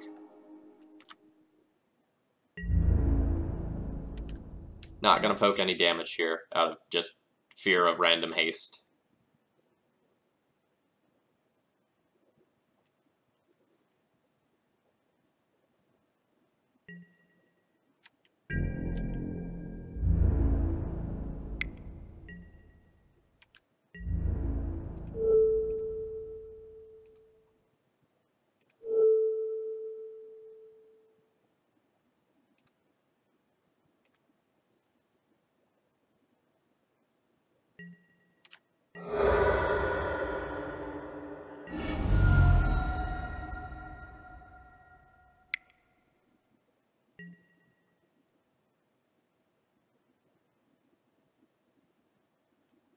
I don't care about this, right? No, I don't care about that.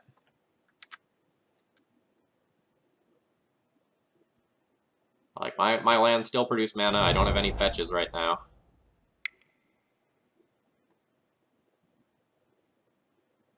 It's a big endless one.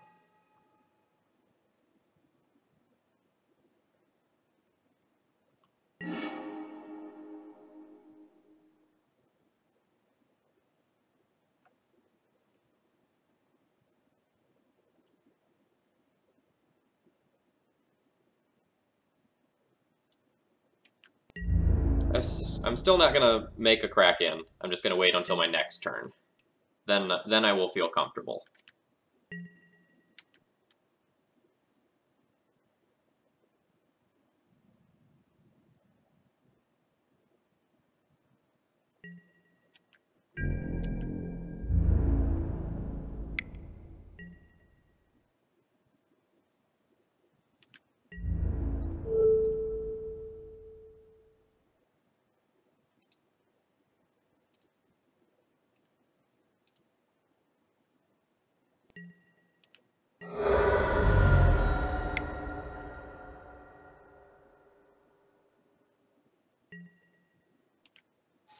Matter Reshaper, that's fine.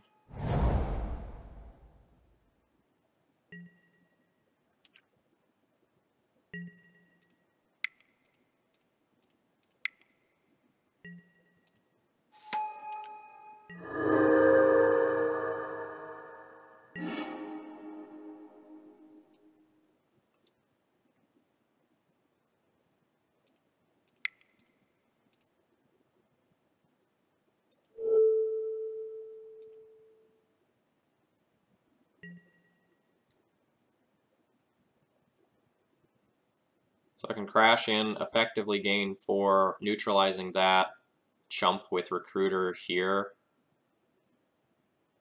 That seems fine. I want to guaranteed start gaining life and doing damage now.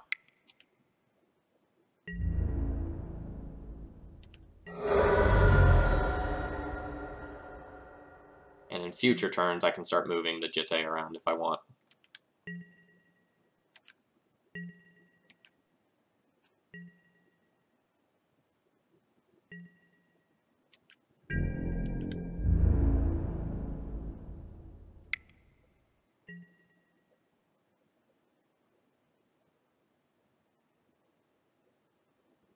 I can also just kill the Matter Reshaper, which is probably fine long term, so I don't have to keep chumping, or like so that my chumps are effective on Endless One.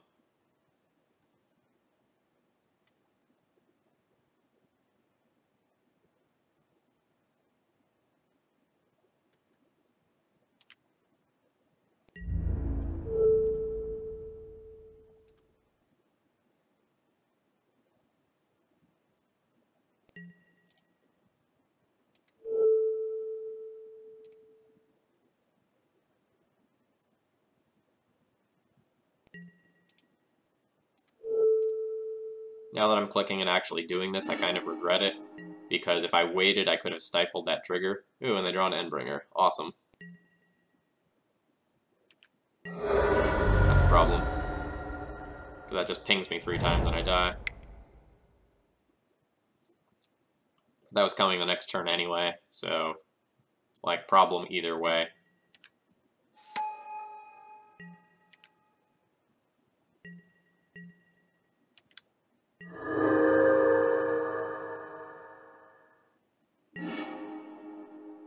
No longer a problem.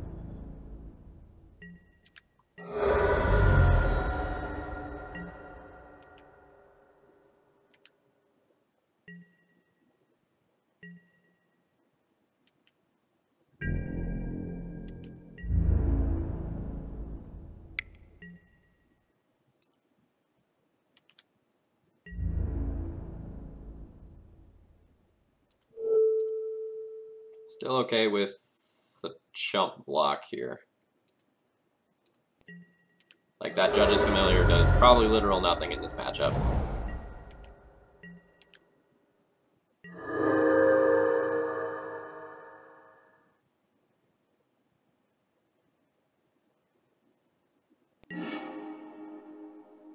Oh man, Flicker Wisp on Endless One is nuts here.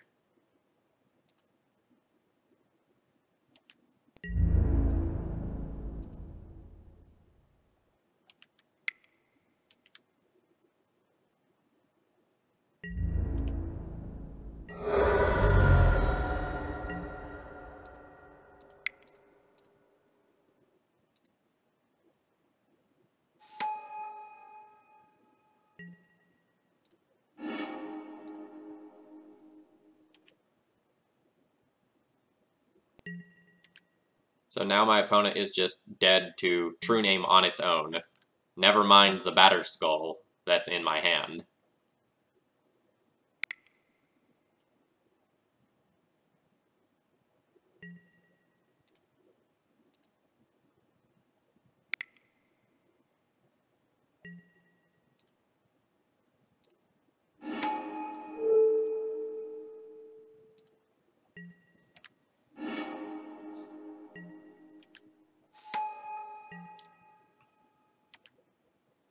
Alright, opponent, you can have my Battered Skull and die to my True Name Nemesis. Deal? Deal?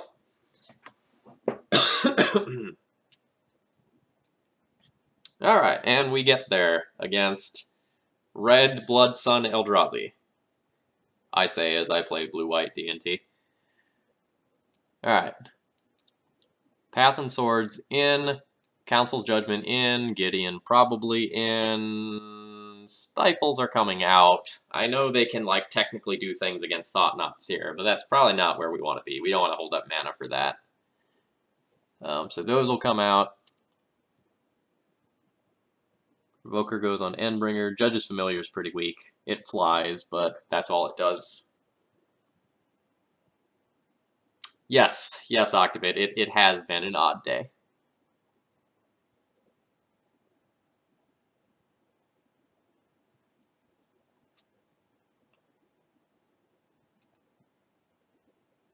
So of note for post-sideboard games, we're going to want to play our fetch lands first to play around Blood Sun.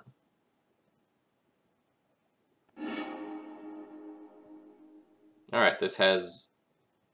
Oh shit, I didn't board out Moms. We have a lot of really bad cards for this matchup.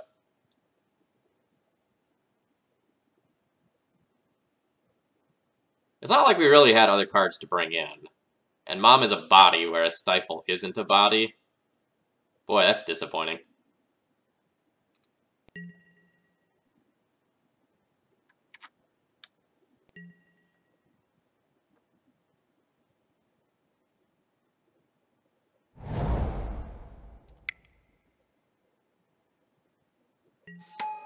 Yeah, so, like, I guess the best I could have done was, like, board in Meddling Mages and a Canonist over Moms. Does not seem awesome.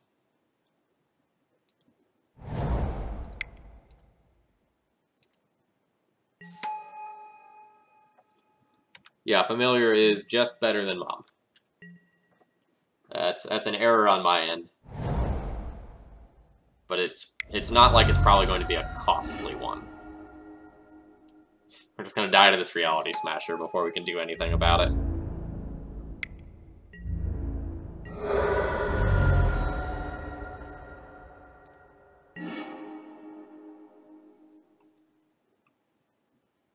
Normally I would just like love to snap off a Wasteland, but I need to draw a white source next turn and Council's Judgment away this Reality Smasher. So I can't really do that.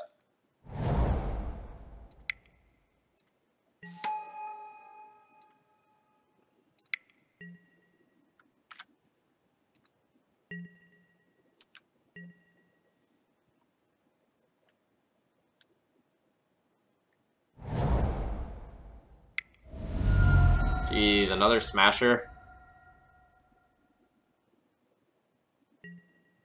Alright. I don't think we're beating a double Smasher draw 2 games in a row. I got a 3 here. If I draw a land, Council Judgment, yeah.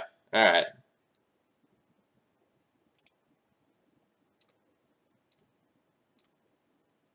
Should just be dead. I'm gonna take one more draw step just to make sure I'm not wrong. Plus, I want this Judge's Familiar to kill this Endless one. That's important to me. I don't want this to be a flawless victory. I want this to be a flawed victory.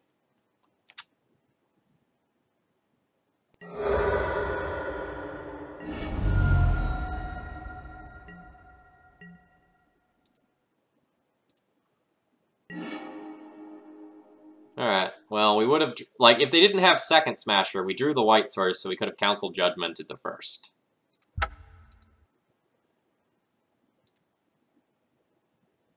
Alright. So I guess I'll Meddling Mage...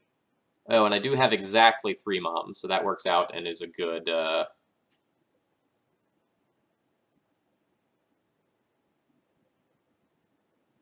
Port might have been better than second Vial. I don't know, like, we kind of just have to play to my opponent not having another Smasher.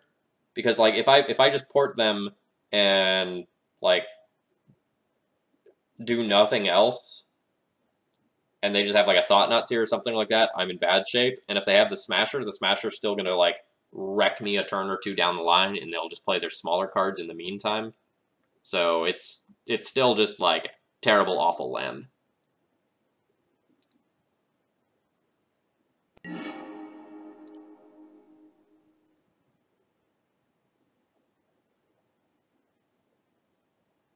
Well, this is a bad hand.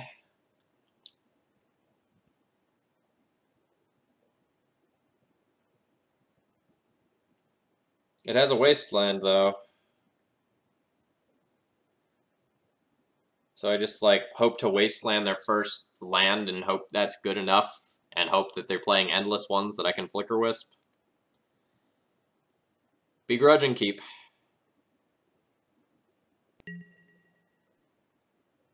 Hey Phil, how are the Judge's Familiars doing so far? They've been average. Like, not amazing. They've sniped a couple of things, but we've had a couple of blowouts in the wrong direction. Alright. Hand is now real weak.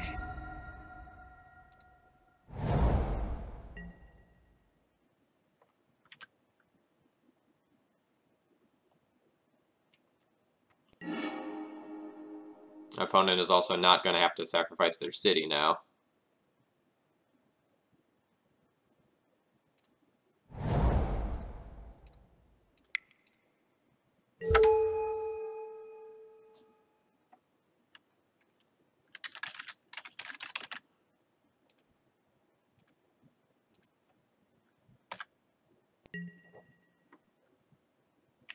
That also takes us off of white-white for all the Flicker Wisps in my hand.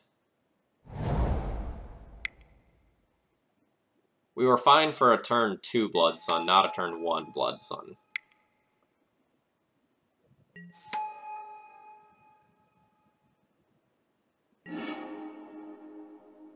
Great.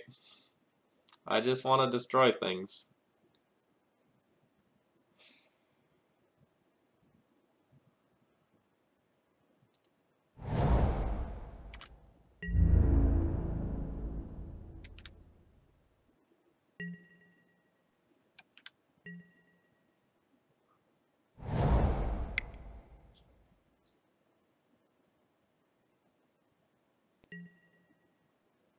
And this hand would have been so insane if not for Blood Sun.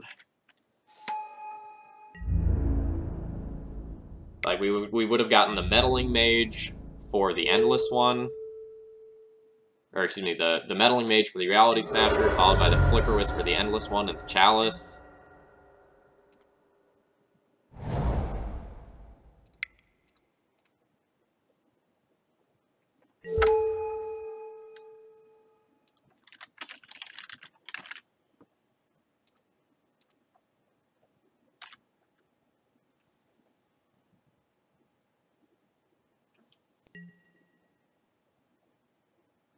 So we're not 100% dead. If my opponent just has a lot of bricks after this, I can draw one of the 3 Tundras or one of the 2 Plains.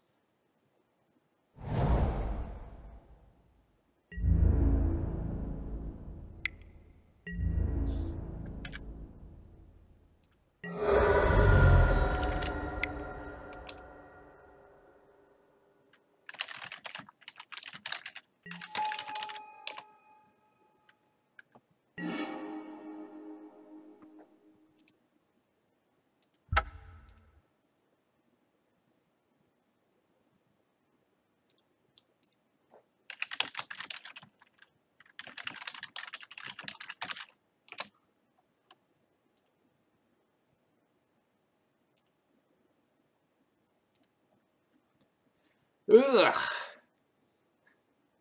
So Blood Sun confirmed better than Stifle. Yeah, I guess so. That one was a beating. Alright, I'm going to go ahead and leave the deck list up here for just a second. I'm going to take a moment to grab another drink of water. If you have any questions about the deck list, feel free to throw them out, and then we'll go into the last 2 matches.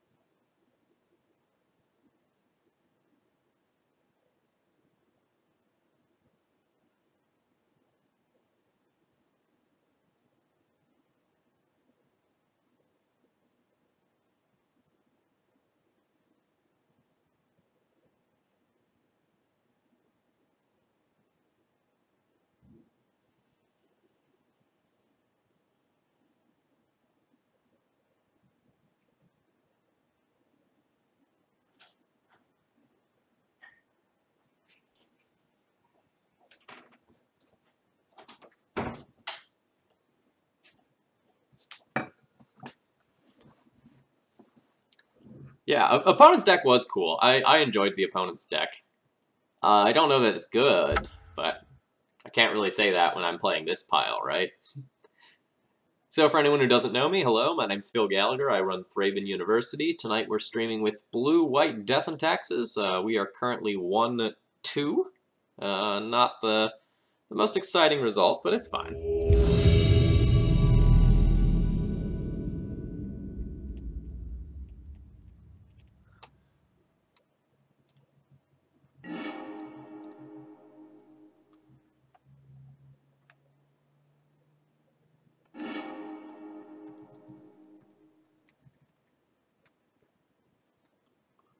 No data on my opponent.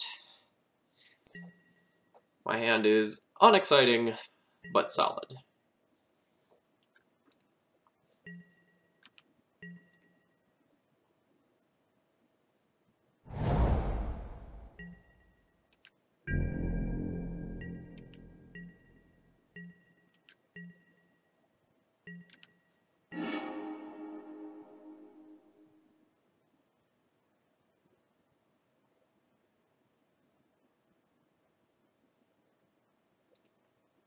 I'm gonna lead on Tundra in case my opponent is a combo deck.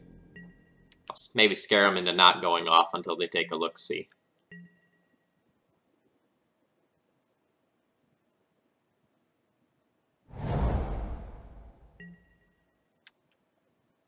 Would it be worth it to have a Meddling Mage in the main board? Maybe. Like, it's a little hard to cast. Ooh. Now I'm just going to pass and try to stifle their land.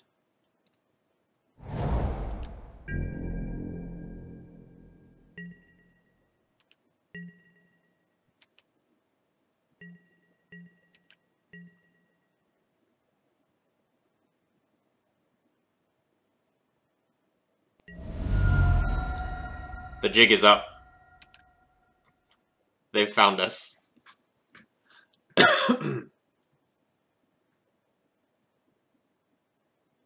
Phil, did you listen to the podcast that Julian did with Marius? No, I did not.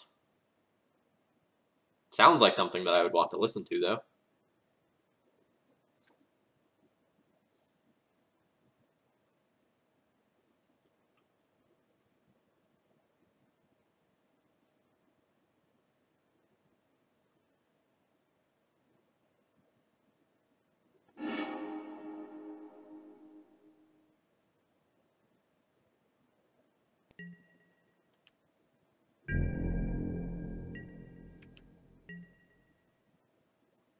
Well, they don't have any more lands.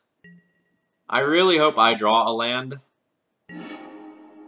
That kind of counts, actually.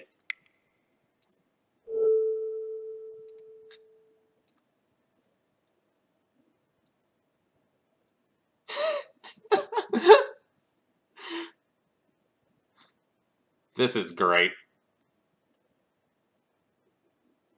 We talked about the decline of D&T, and I wanted to hear your opinion on it. Can you give me just like a 1 to 2 sentence summary of the main argument? Doesn't need to be long, I'm just kind of curious before I listen.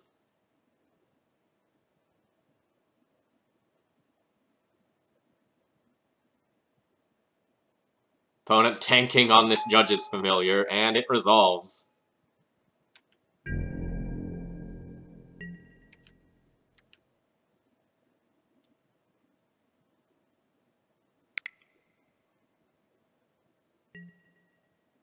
Lightning Bolt my Judge's Familiar. I think not. Countered. Got him.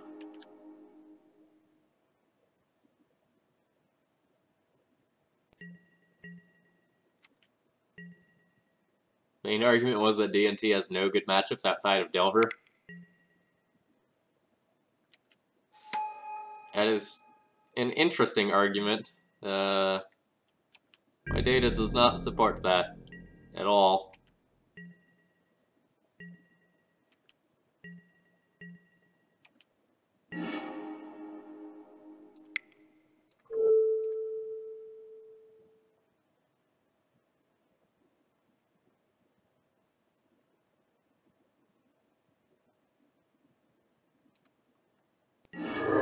Oh man, they didn't have days. That's awesome. I mean, if they daze, I pay for it and I let them fetch, which is super inconvenient. This is a weird game of Magic.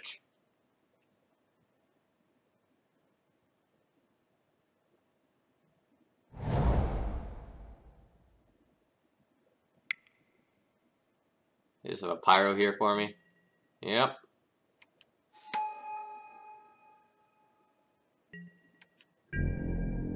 Alright, this is probably the turn where I finally have to, like, let down the Stifle shield if I don't draw a land.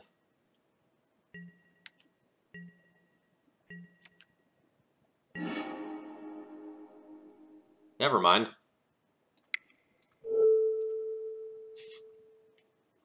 What is life, even?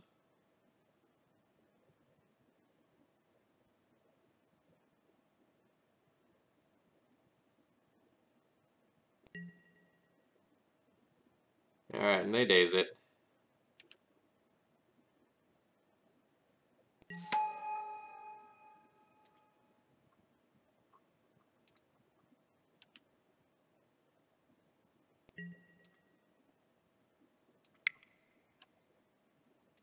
Unfortunate.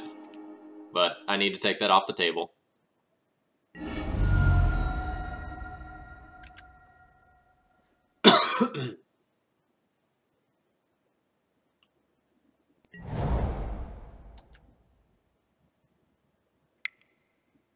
Pierce? Brainstorm. Alright, they just want a little extra value.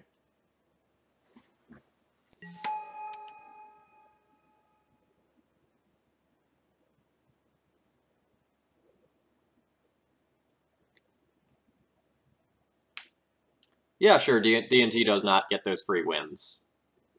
And there is something to that.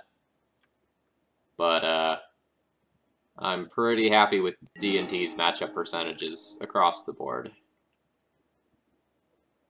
Like, people talk about Czech Pile being an unfavorable matchup, but, like, my data just does not support that at all. Like, it's a matchup that you have to work for, but as long as you build your deck to beat Pile, you usually beat Pile.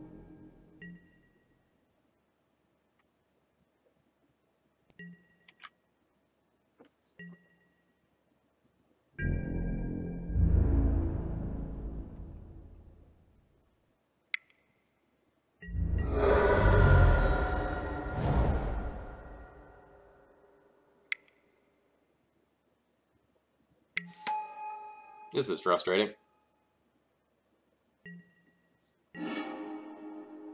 Right on time, third land.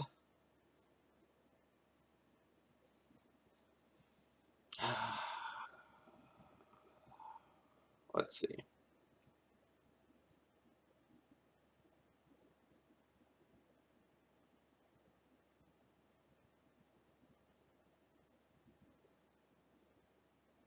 If I Stoneforge Mystic this turn and get Batterskull, and my opponent attacks him with everything, I take 3, 4, 5, 6, 7 damage, going to 8.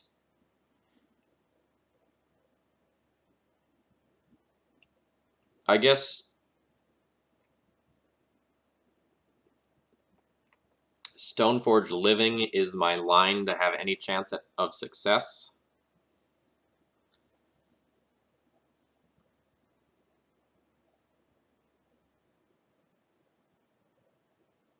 So I think I wasteland my opponent off of Push and Gurmag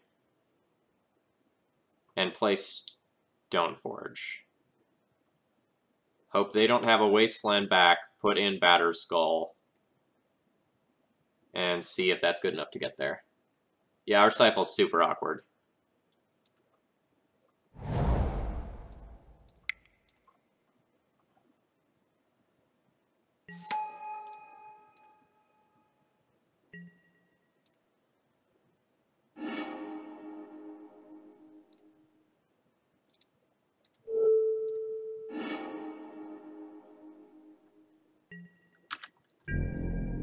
The Stifle was really good in the early game. We just did not draw another land to capitalize on the Stifle. Like, if we had the third land, then the Stifle just would have been insane, because I could have played the entire game while keeping them off of, like, Young Pyromancer and True Name. But it didn't happen.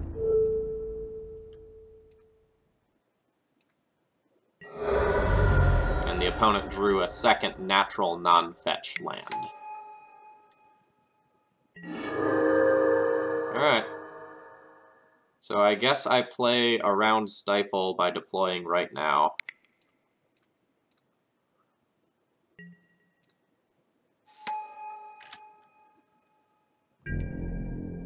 And we see if this is good enough.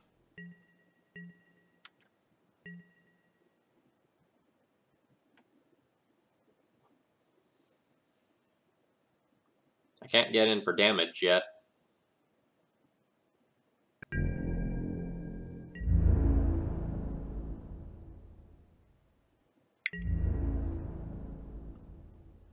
Well, if you have a bolt to take care of this Batterskull, I'll just hope that I draw a land to reset it with Flicker Wisp.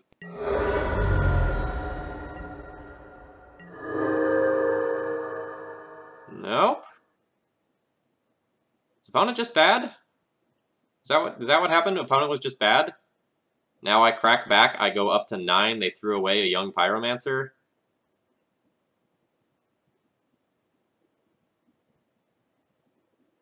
Am I missing something?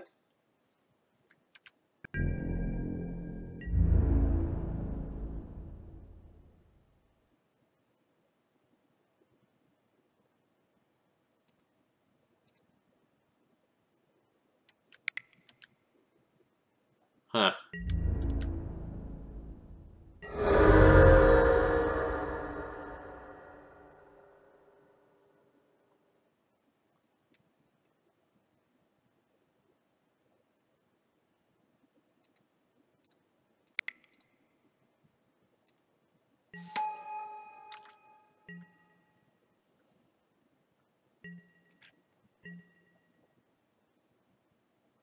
Because I kind of went from this game seeming like utterly hopeless to this game seeming very winnable. Real quick.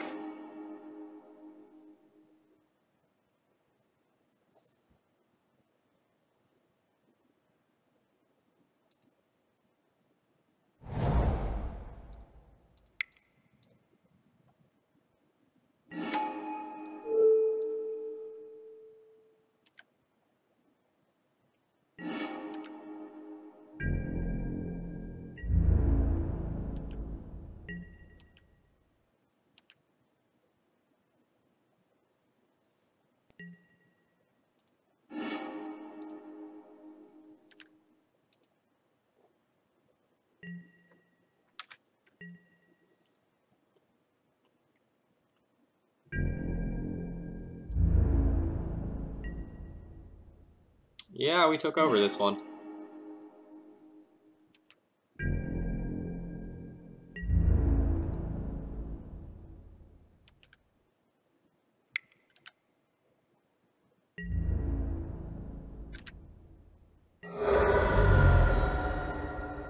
So I don't think I want to wasteland my opponent, so that if they wasteland me, I'll still have 2 for the equip next turn.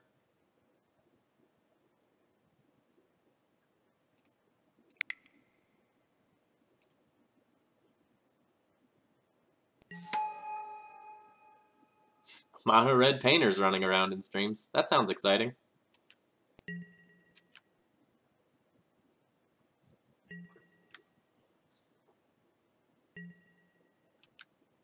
The real question is, if my opponent fetches, do I just stifle it? Good, I don't need to think about that.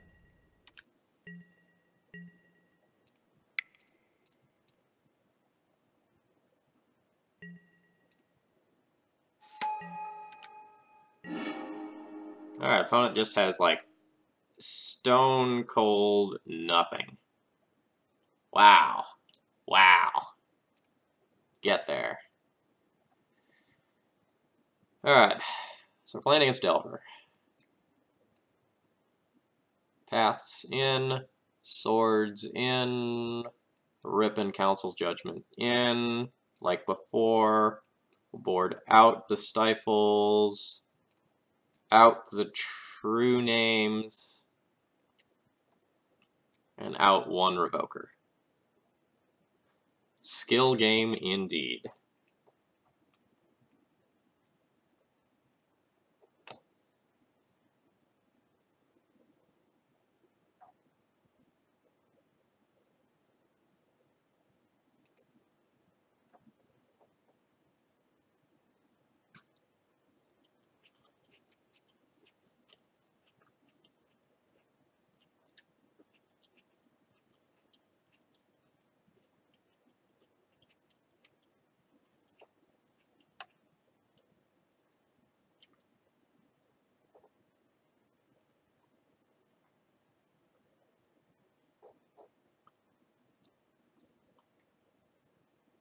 So just food for thought about this deck list while we're waiting here. If Grixis Delver is the most popular deck in the format, and I board out my blue cards that I have splashed for every time I play against Grixis Delver, that means I should probably not splash this color. You don't want your matchup against Grixis Delver to be considerably worse because of the deck building choices that you're making. If it's a little bit worse, that's fine.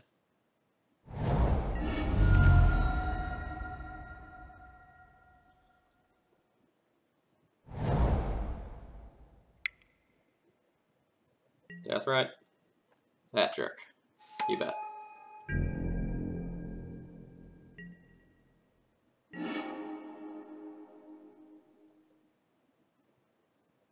I don't want to let them play a true name on turn 2, so I'm going to Swords to Plowshares the Deathrite Shaman immediately.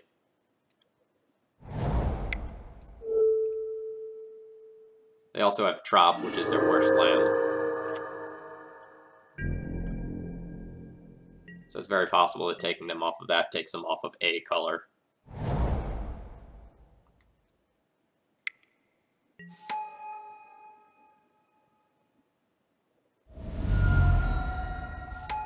Young Pyromancer. You bet.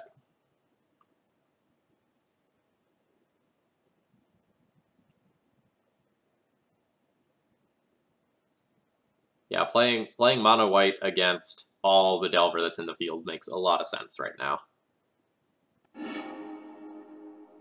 But so does playing red white and just making decisions to beat Delver. Second Vial, not an optimal draw.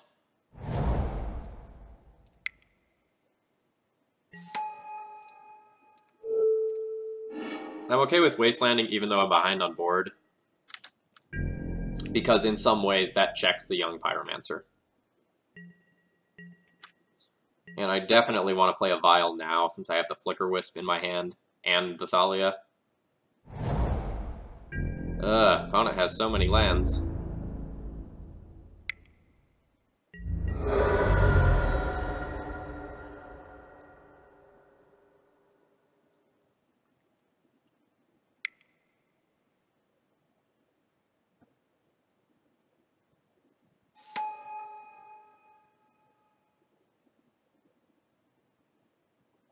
Yeah, the mono-white build tends to be much more aggressive. The red-white build tends to be more controlling.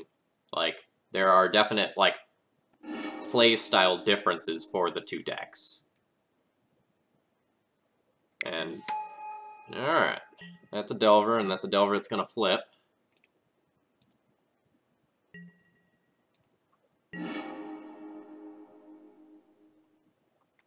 Alright, so I'm gonna play this Thalia.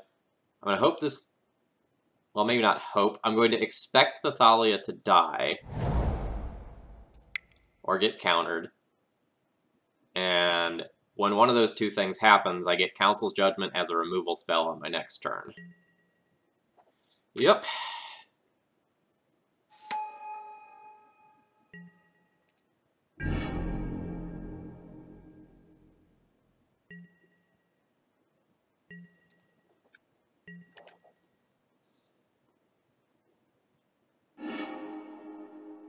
Jeez, opponent has a Fork Bolt left.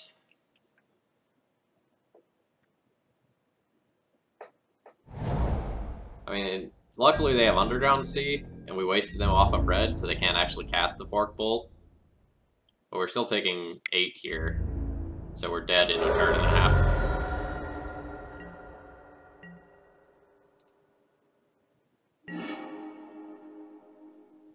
Great job, Judges Familiar. You're right on time.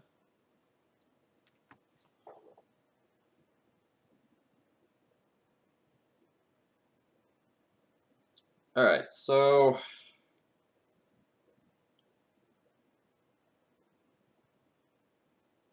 I'm going to Council Judgment so that I can Flicker Wisp off of Vial on the next turn.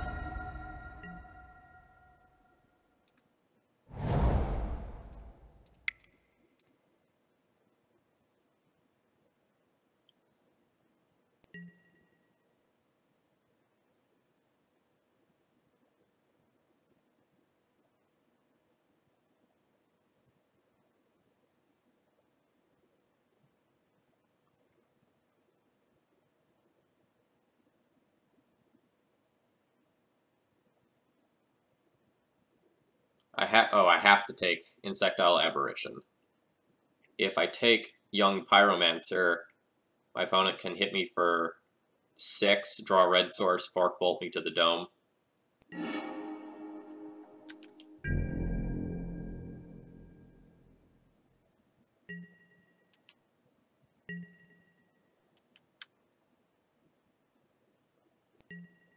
Yeah, I love me some Mirran Crusader, but if you're here, you probably know that.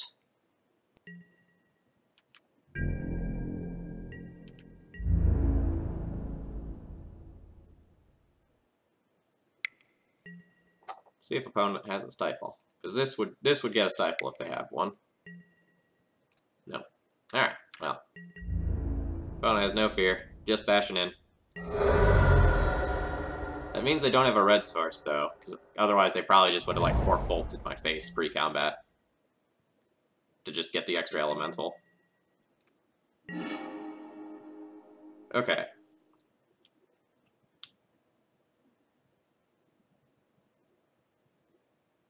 So I can play Judge's Familiar and Jitte.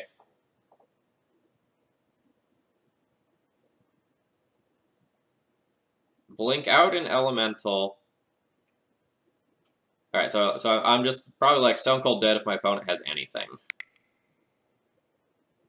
But if they have nothing, no castable cards whatsoever, I might win.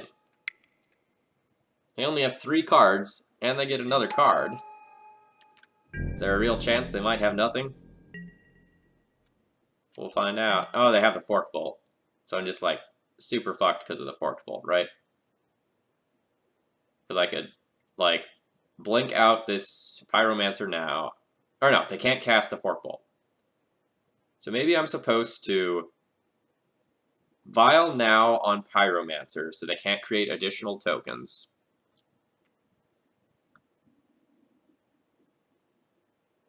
No, I'm gonna see if they do anything. I'm gonna give them priority. Because if they have any cantrip, they'll just cast it to get another elemental here. Okay. So now I Vial, Blink, Pyro.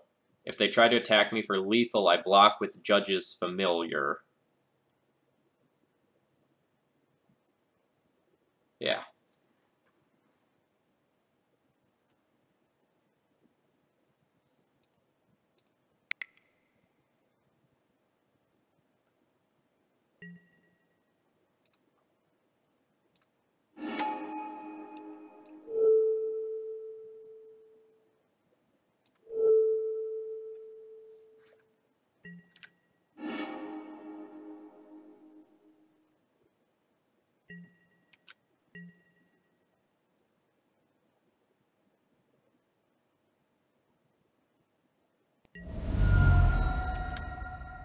Alright, you get another look for your red source.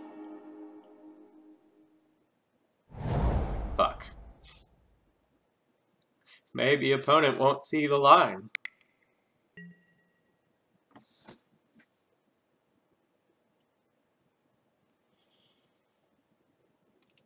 Who...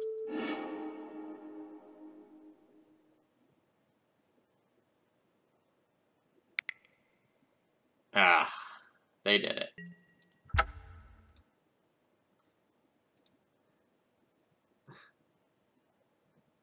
I don't know why they showed us the marsh casualties instead of just fork bolting, though. Because, like, I'm dead to the fork bolt. Now I know they have marsh casualties in their deck. So I caught about half of what the chat was saying. I like Shalai, Voice of Plenty, that 3/4 like thing that gives stuff hexproof, including you. That card's cool. I will test that in D&T. That does a weird amount of things that are all individually not good enough, but when viewed as a whole, they're pretty strong.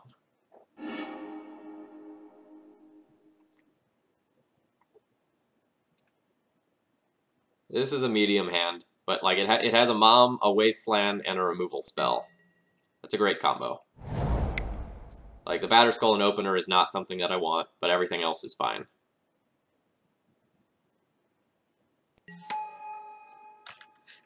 Just sending a message, yeah.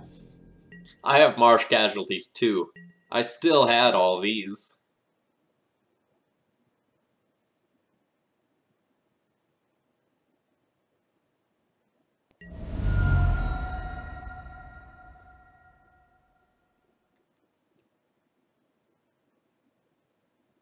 I have played Baneslayer Angel in SCG Opens in D&T. There was a time when just like bug mid-range decks were everywhere, and Baneslayer was unbeatable, so I was playing it.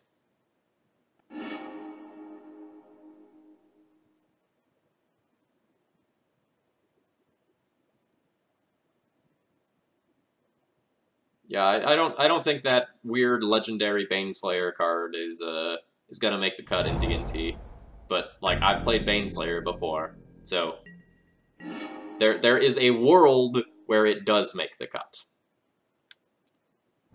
That world just isn't right now.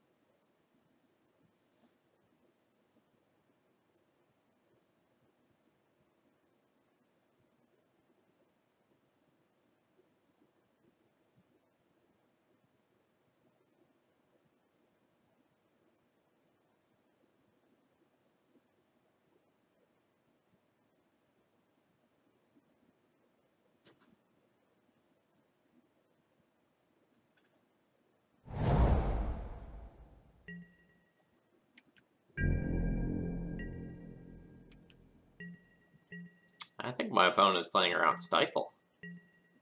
So we're also going to try to play this game holding up like we have Stifle.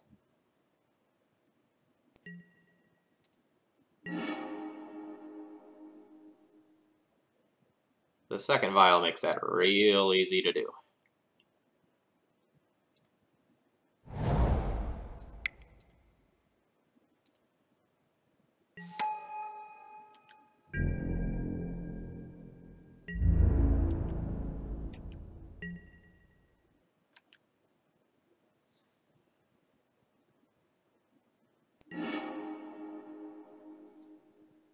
So what I'm going to do is I'm going to sit here and I am going to tank on this wasteland for a minute. I'm going to pretend like I'm thinking whether or not I want to stifle this. And then I'm going to do nothing, because they don't have colored mana yet.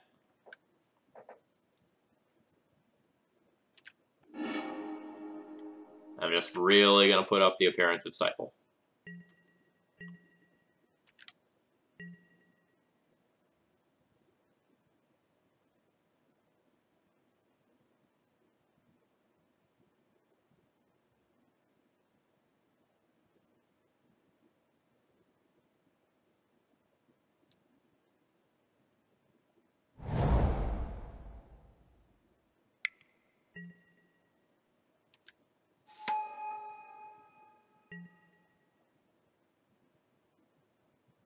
If I wait until my turn, I can play this around Spell Pierce.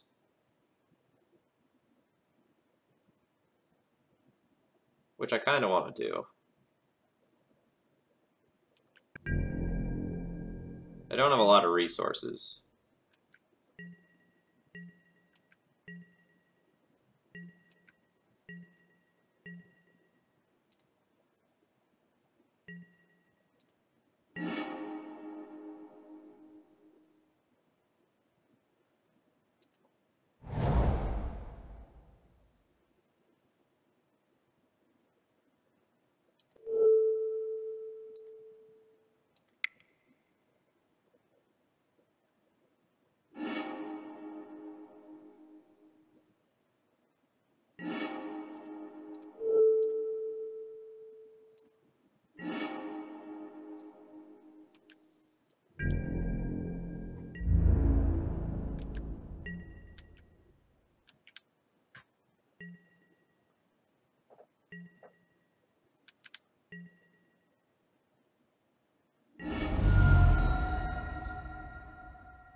I'm going to scare my opponent a little bit. I'm going to fetch. And then they will see that I didn't have the Stifle that they've been playing around. You got punked.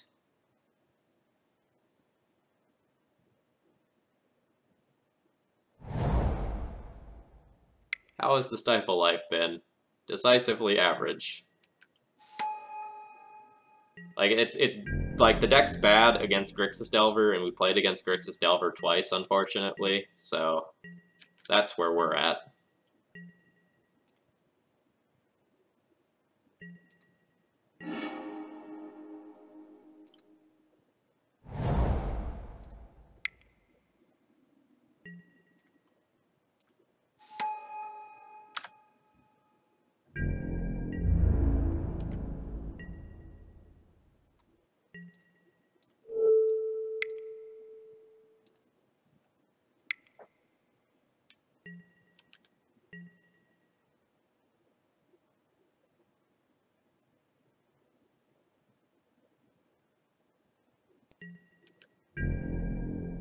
Oh man, opponent has no more lands.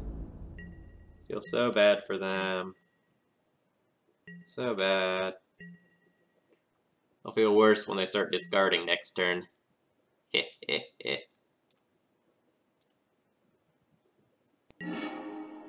Ooh, that's really good.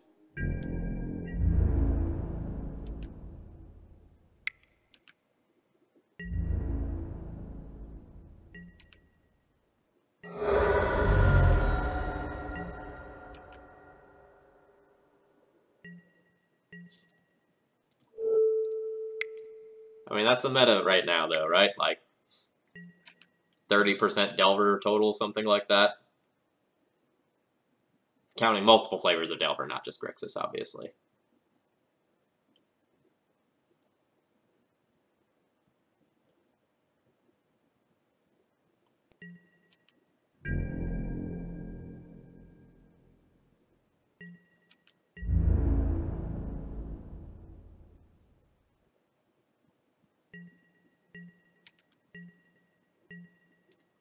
My opponent's gonna have to discard here.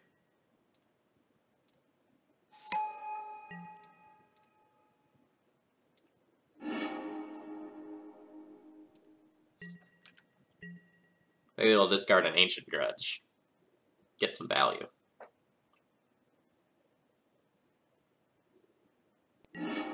They did not.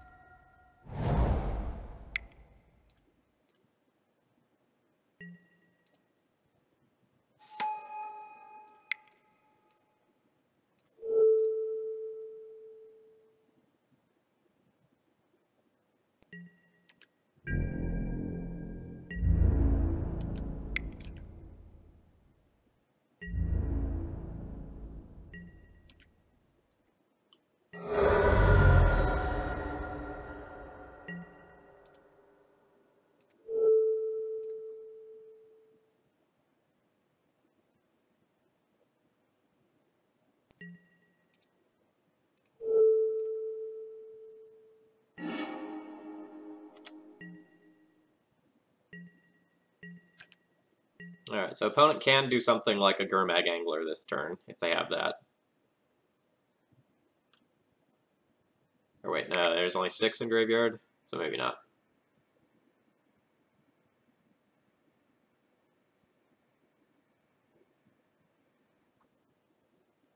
Alright, we win the match. Any idea how favored lands is? All of the high tier players of lands and Delver have very different says on that.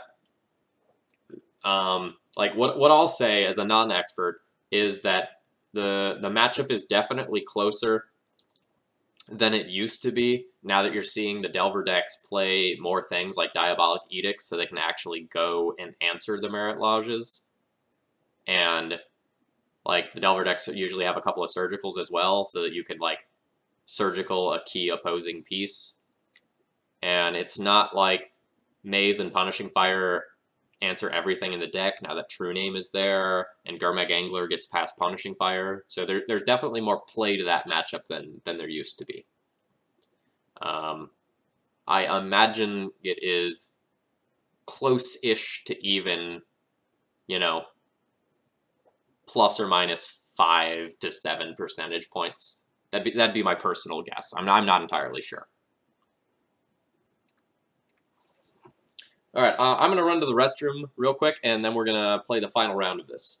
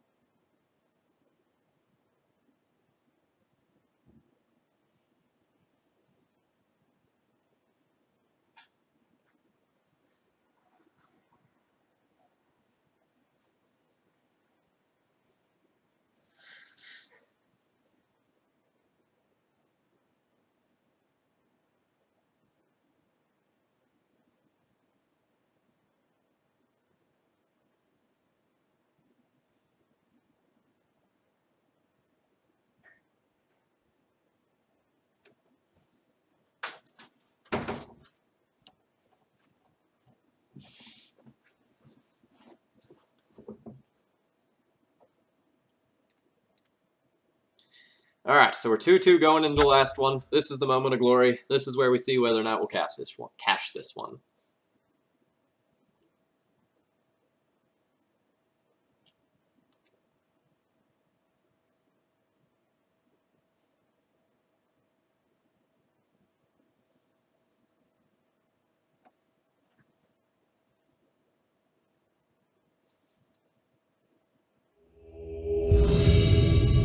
Alright, let's see what's going on.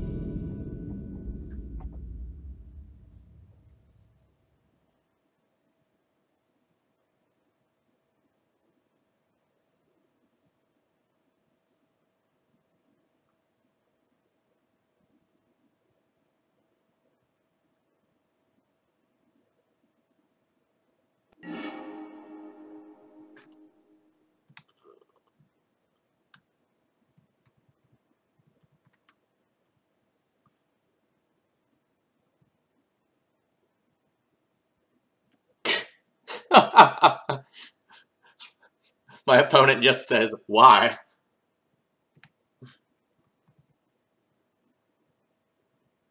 Alright, my opponent has already closed the stream.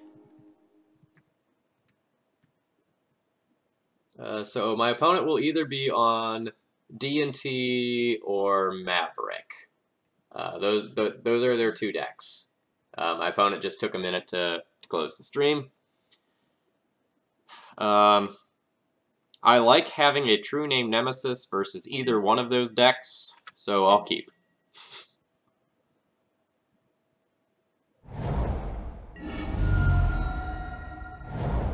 Alright, looks like we're playing against D&T. I mean, it's not 100% sure yet, but feels like it. My opponent knows what I'm playing, so they have played around Stifle.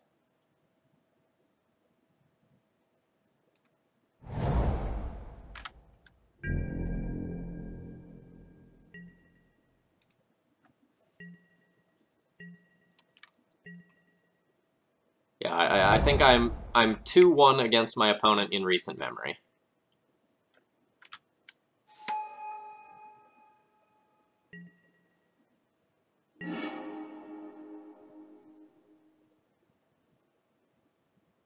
Well, I can't just slam the Jitte in the face of the Thalia.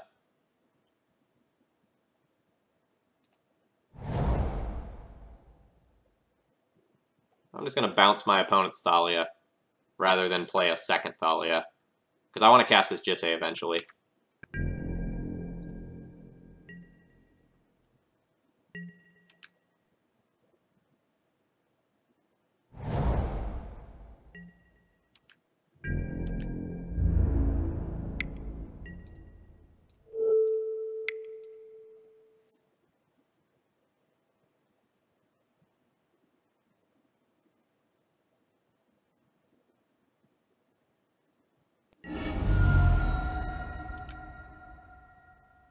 That's fine.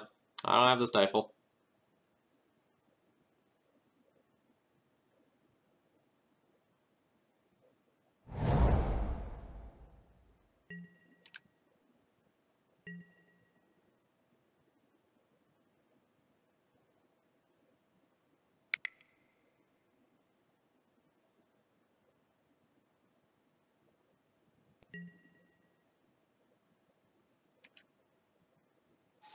Still don't have the Stifle.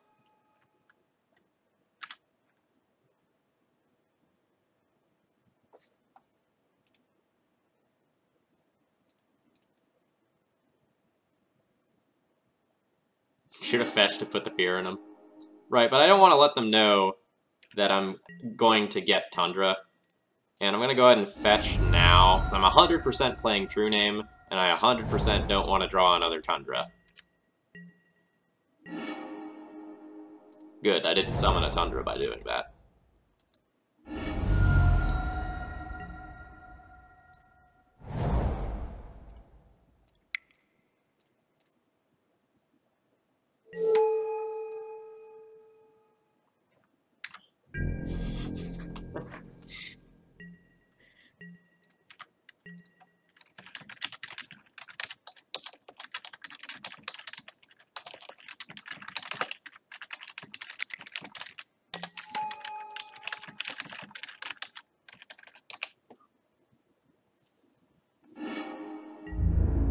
Interesting. Opponent got Batter Skull.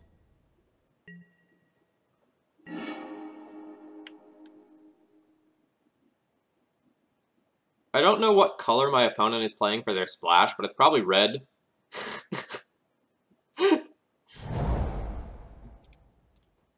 I said it feels better to be on the True Name Nemesis side of the equation for a change, and my opponent just went, hell yeah, it does. Especially after this. I'm a bully.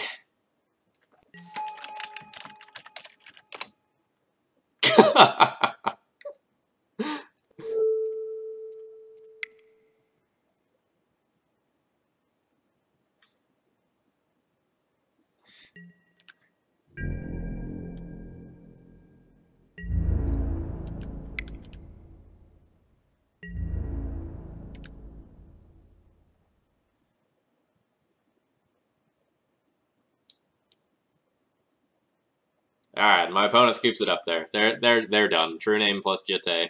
BFFs forever.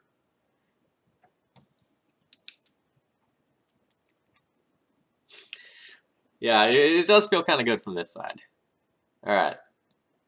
So, Swords in, Gideon, Council's Judgment in, Path probably in. So we'll start with Thalia's out.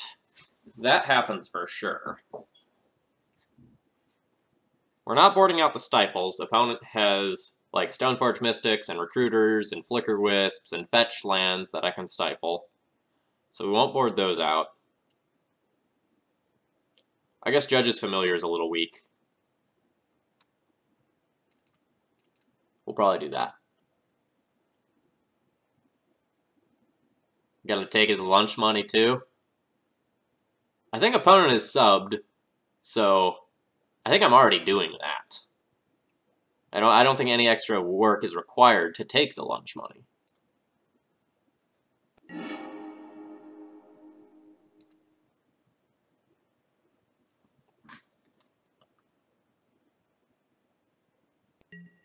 Alright, opening hand is fine, but awkward. We don't have blue, but we have Ether Vials. Vials great.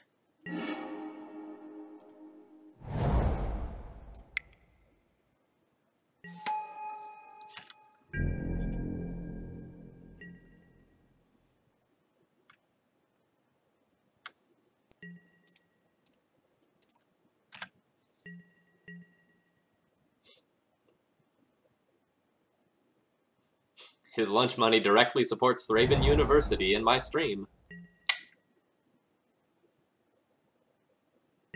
Ooh, opponent with no 2-drops.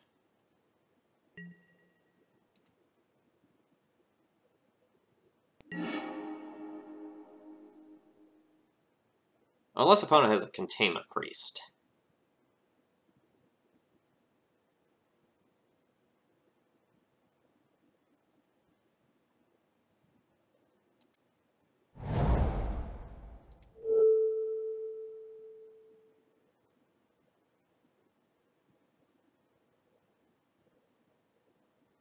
I could just, like, jam my Stoneforge here instead of Wastelanding.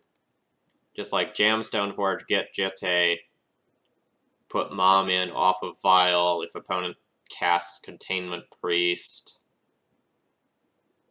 That might just be better and, like, try to win the Equipment War that way. If my opponent has a removal spell, so be it.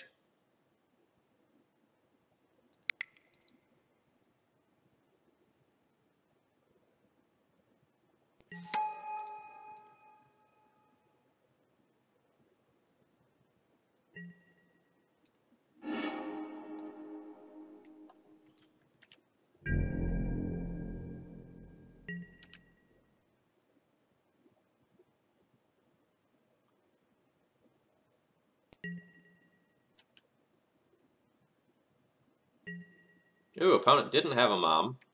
Didn't have a 2-drop they wanted to cast.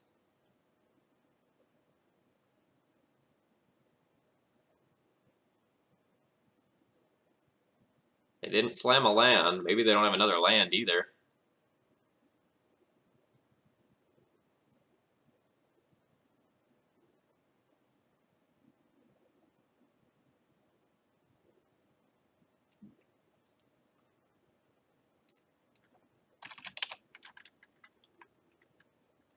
Alright, opponent has to take a phone call real quick.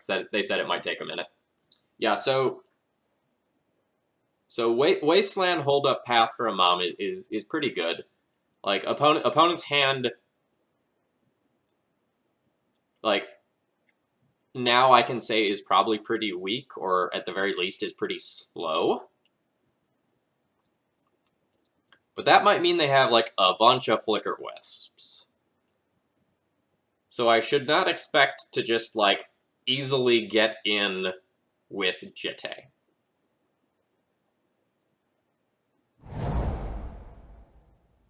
Alright, opponent did have third land. I'm going to see something like a Crusader now. A Recruiter. Sure.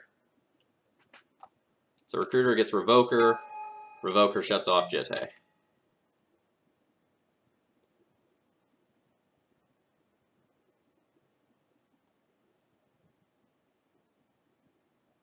Yeah, Infinite Wisp Chain is going to be a problem.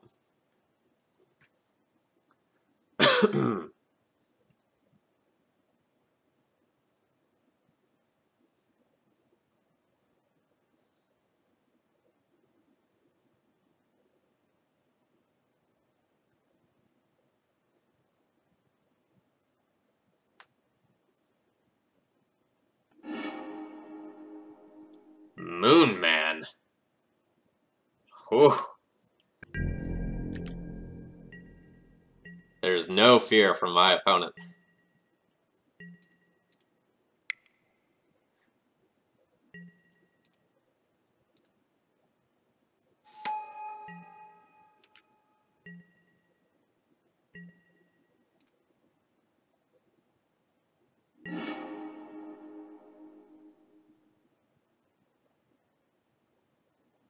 I am able to do things.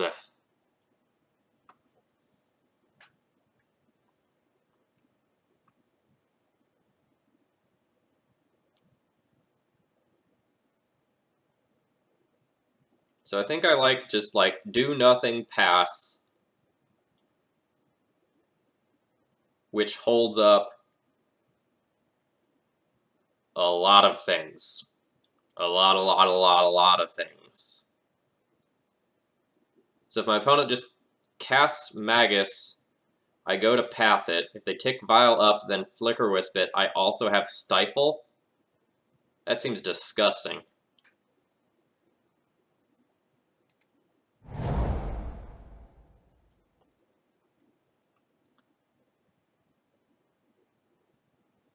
Can I Wasteland too? I don't think I want to Wasteland, because I can still do like one of like Stoneforge and Stifle or Path with everything else that I have going on.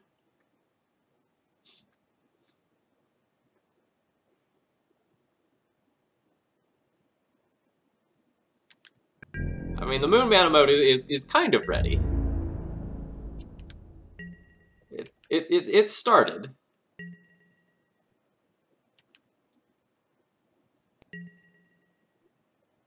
Alright, here's where this thing ticks up to 3. And the fun begins.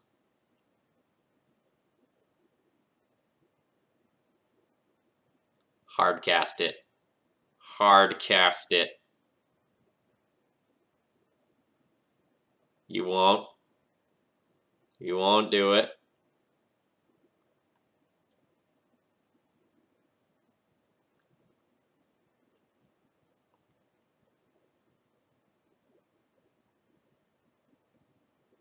The anticipation is just killing me here. I hope it just plays out exactly like I said. Ooh, alright. So this is going to be the Magus off of Vial. So I don't need to float blue here. I just need to float white to answer it.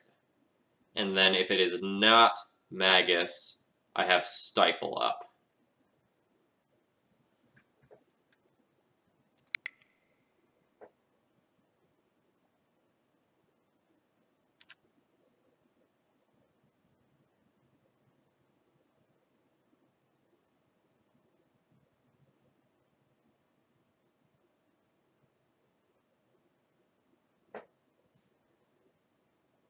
Now we'll see if my opponent tries to juke me by putting something else in. Nope. No jukes.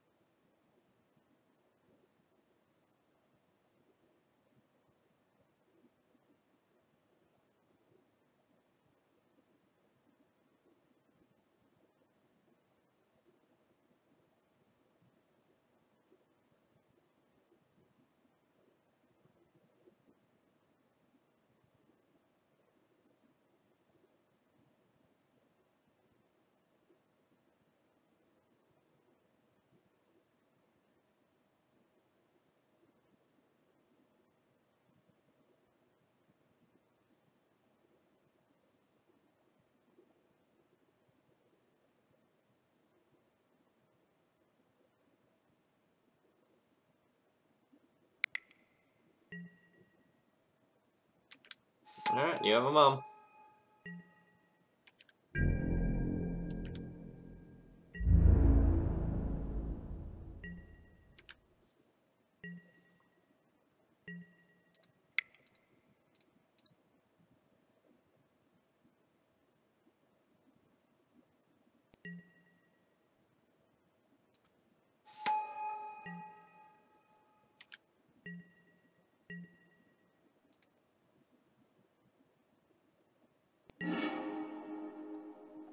Hoot hoot, friend. Do you do anything right now? I don't think you do anything right now.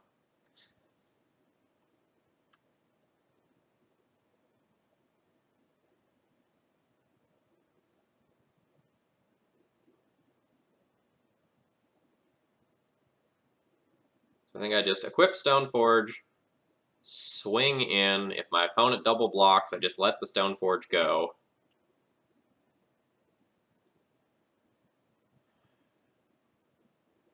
And then either hold up Stifle or play Aether Vial, depending on how things progress.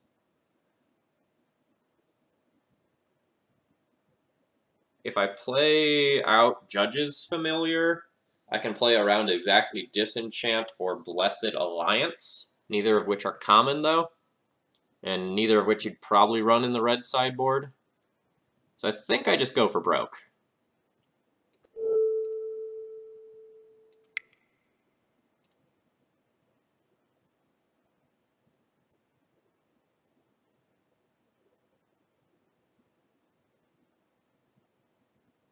Were you still responding to, like, the, Stifle the Liliana thing? How did that happen?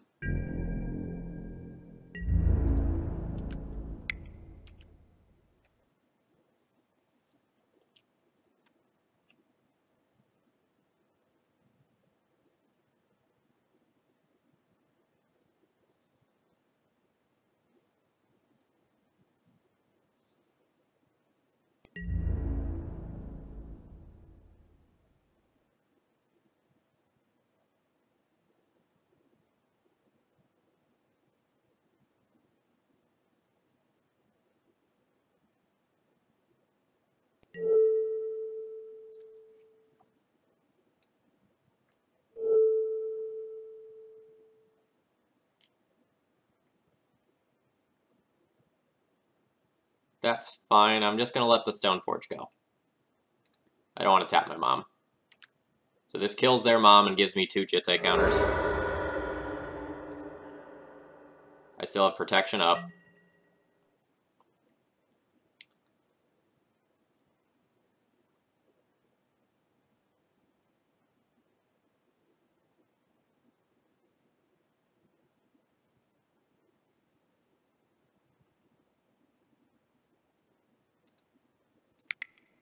I think I need to get the second Aether Vial down.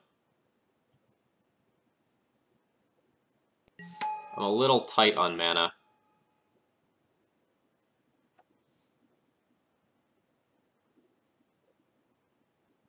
Oh, no, okay.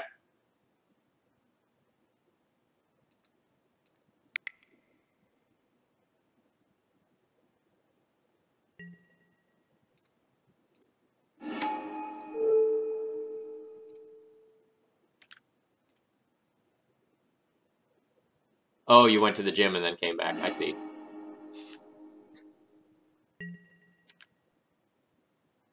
Yeah, so now we still have this Stifle up.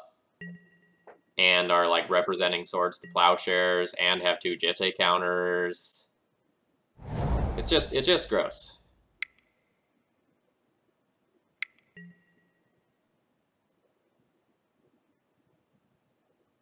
I straight up just, like, stifle that.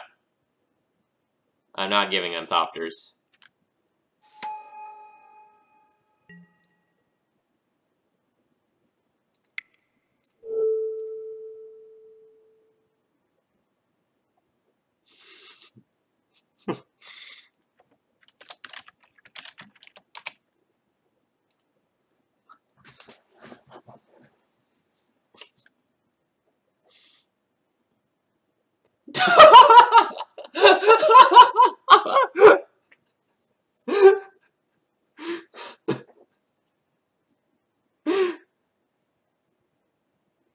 My opponent just sent me an OMG.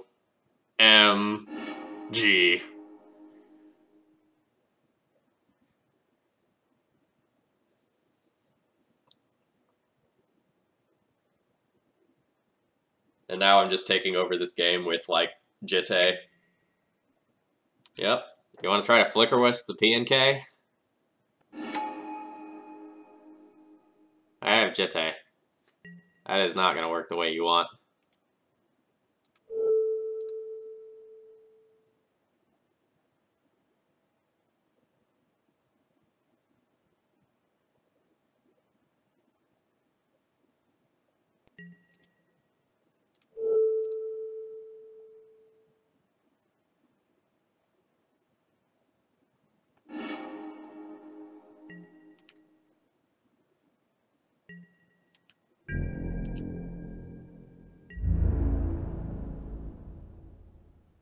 Alright, my opponent really needs to have, like, Swords to Plowshares left.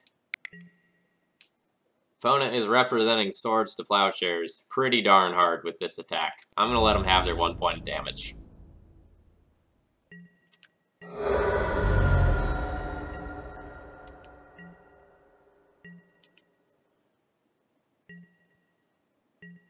This is the 1 on 3. Always no to that. This is the 1 on 1. Yes to that. Stoneforge is a solid draw. What do I want to represent? I probably just want to Wasteland them.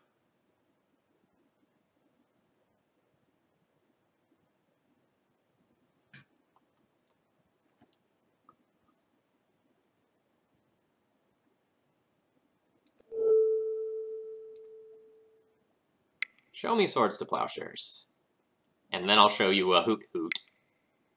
Oh man, this is an epic Hoot Hoot.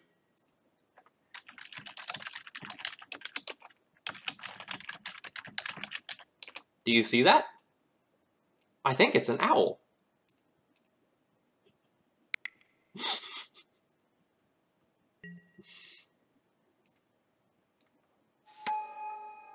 Oh, this is great.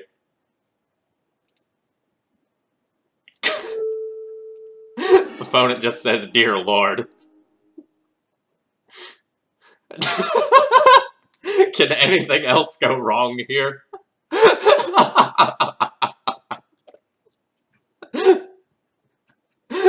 This man has a family. That one gets snipped.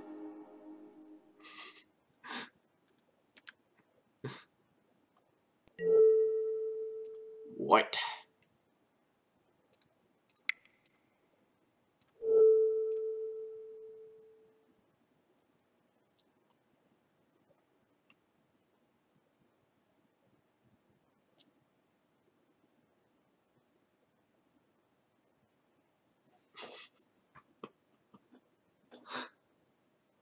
Oh, yeah, I'll have to tell him that in chat.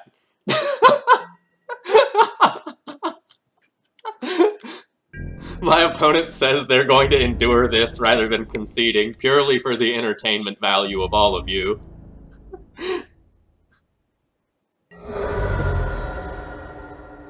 I'm gonna go ahead and just get all of this stuff off of the board right now in case my opponent has more Flicker Wisps in hand. And I'm fine with wastelanding them off a P and K, I think. No, I'll waste them off of porting me.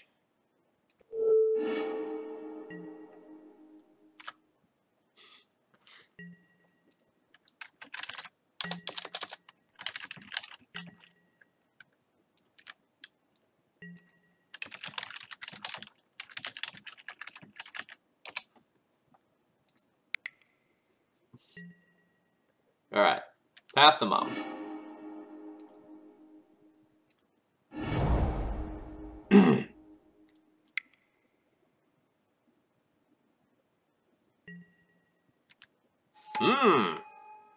Alright.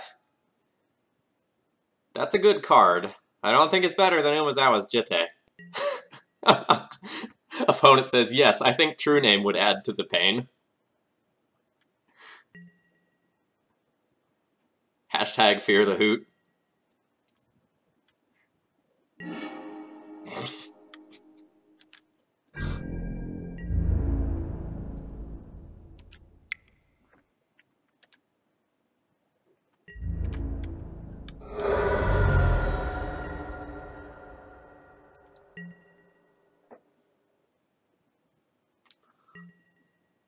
In before opponent vials in Vampire Nighthawk.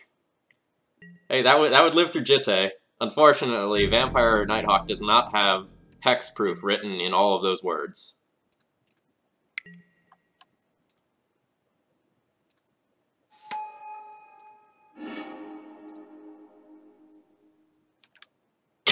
Opponent just says, oh joy!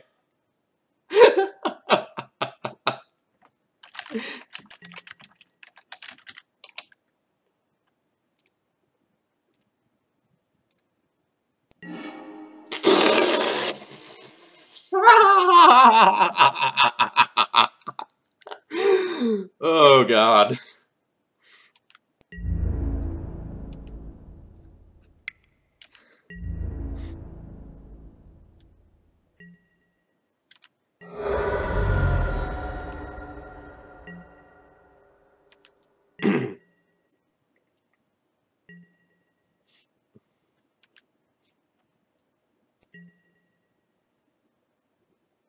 Ooh, opponent ticked Vial up to 4. Showing me what's what. Maybe they have a P and K.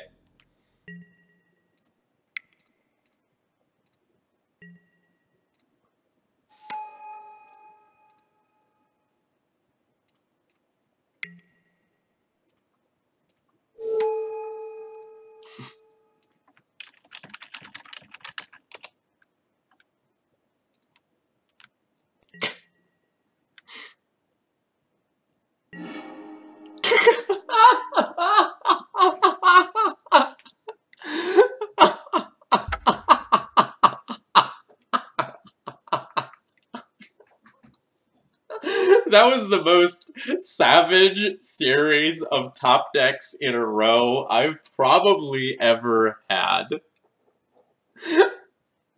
Oh my gosh. So, I still had a Swords to Plowshares in my hand at the end of that too. My top decks there were absolutely absurd. That was just disgusting. Ugh. Alright, there wasn't a lot you could do that game. Like, what was the record? So we ended up 3-2 there, so we cashed that. So we played against Delver, Czech Pile, Red Eldrazi with Blood Sun, Grixis Delver, and D&T. Let me see what those losses were for. So we lost to Delver, and we lost to the red Eldrazi deck. But we beat the other Delver deck, Czech Pile, and D&T. Sorry, let me just save this sweet snapshot of a Judge's Familiar blowout.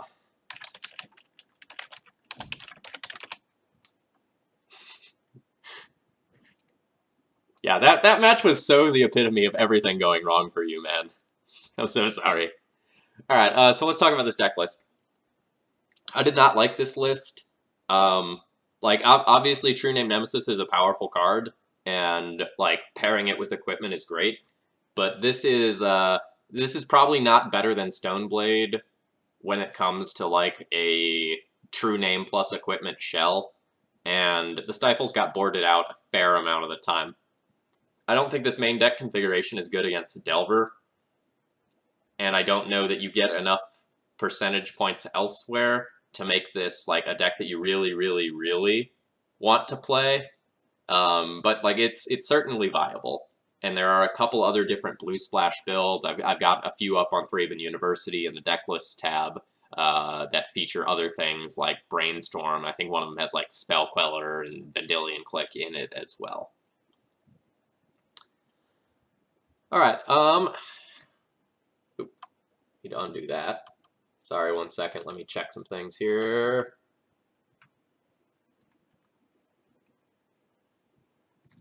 I have a few more things to say, but I want to just see if I can find someone else who's streaming Legacy. Oh, I can host Caleb.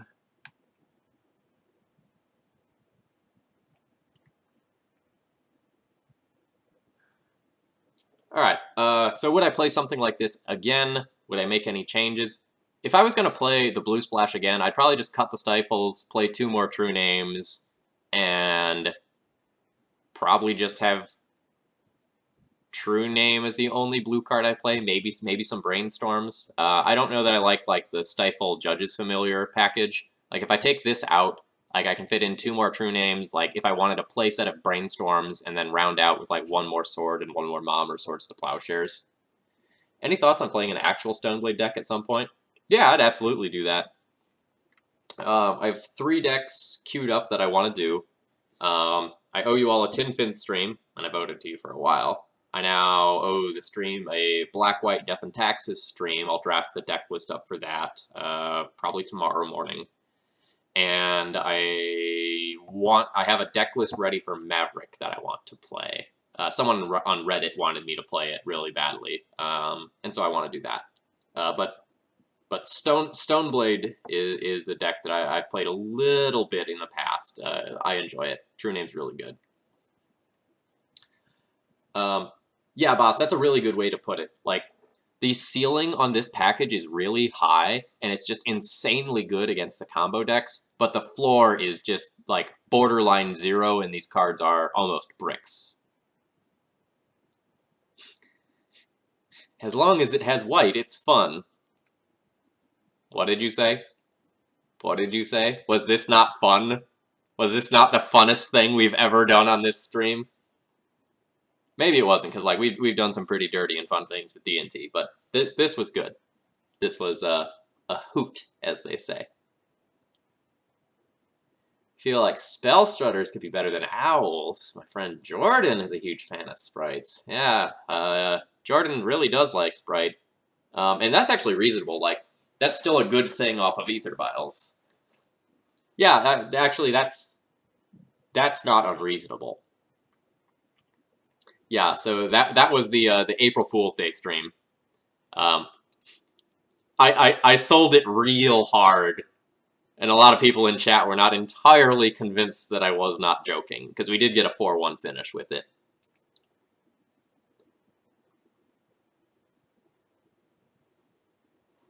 Yeah, so like, before I started streaming, I just kind of like sat in my chair for 5 minutes and just like breathed and just prepared to control myself to like not laugh or acknowledge the fact that this was a joke while streaming.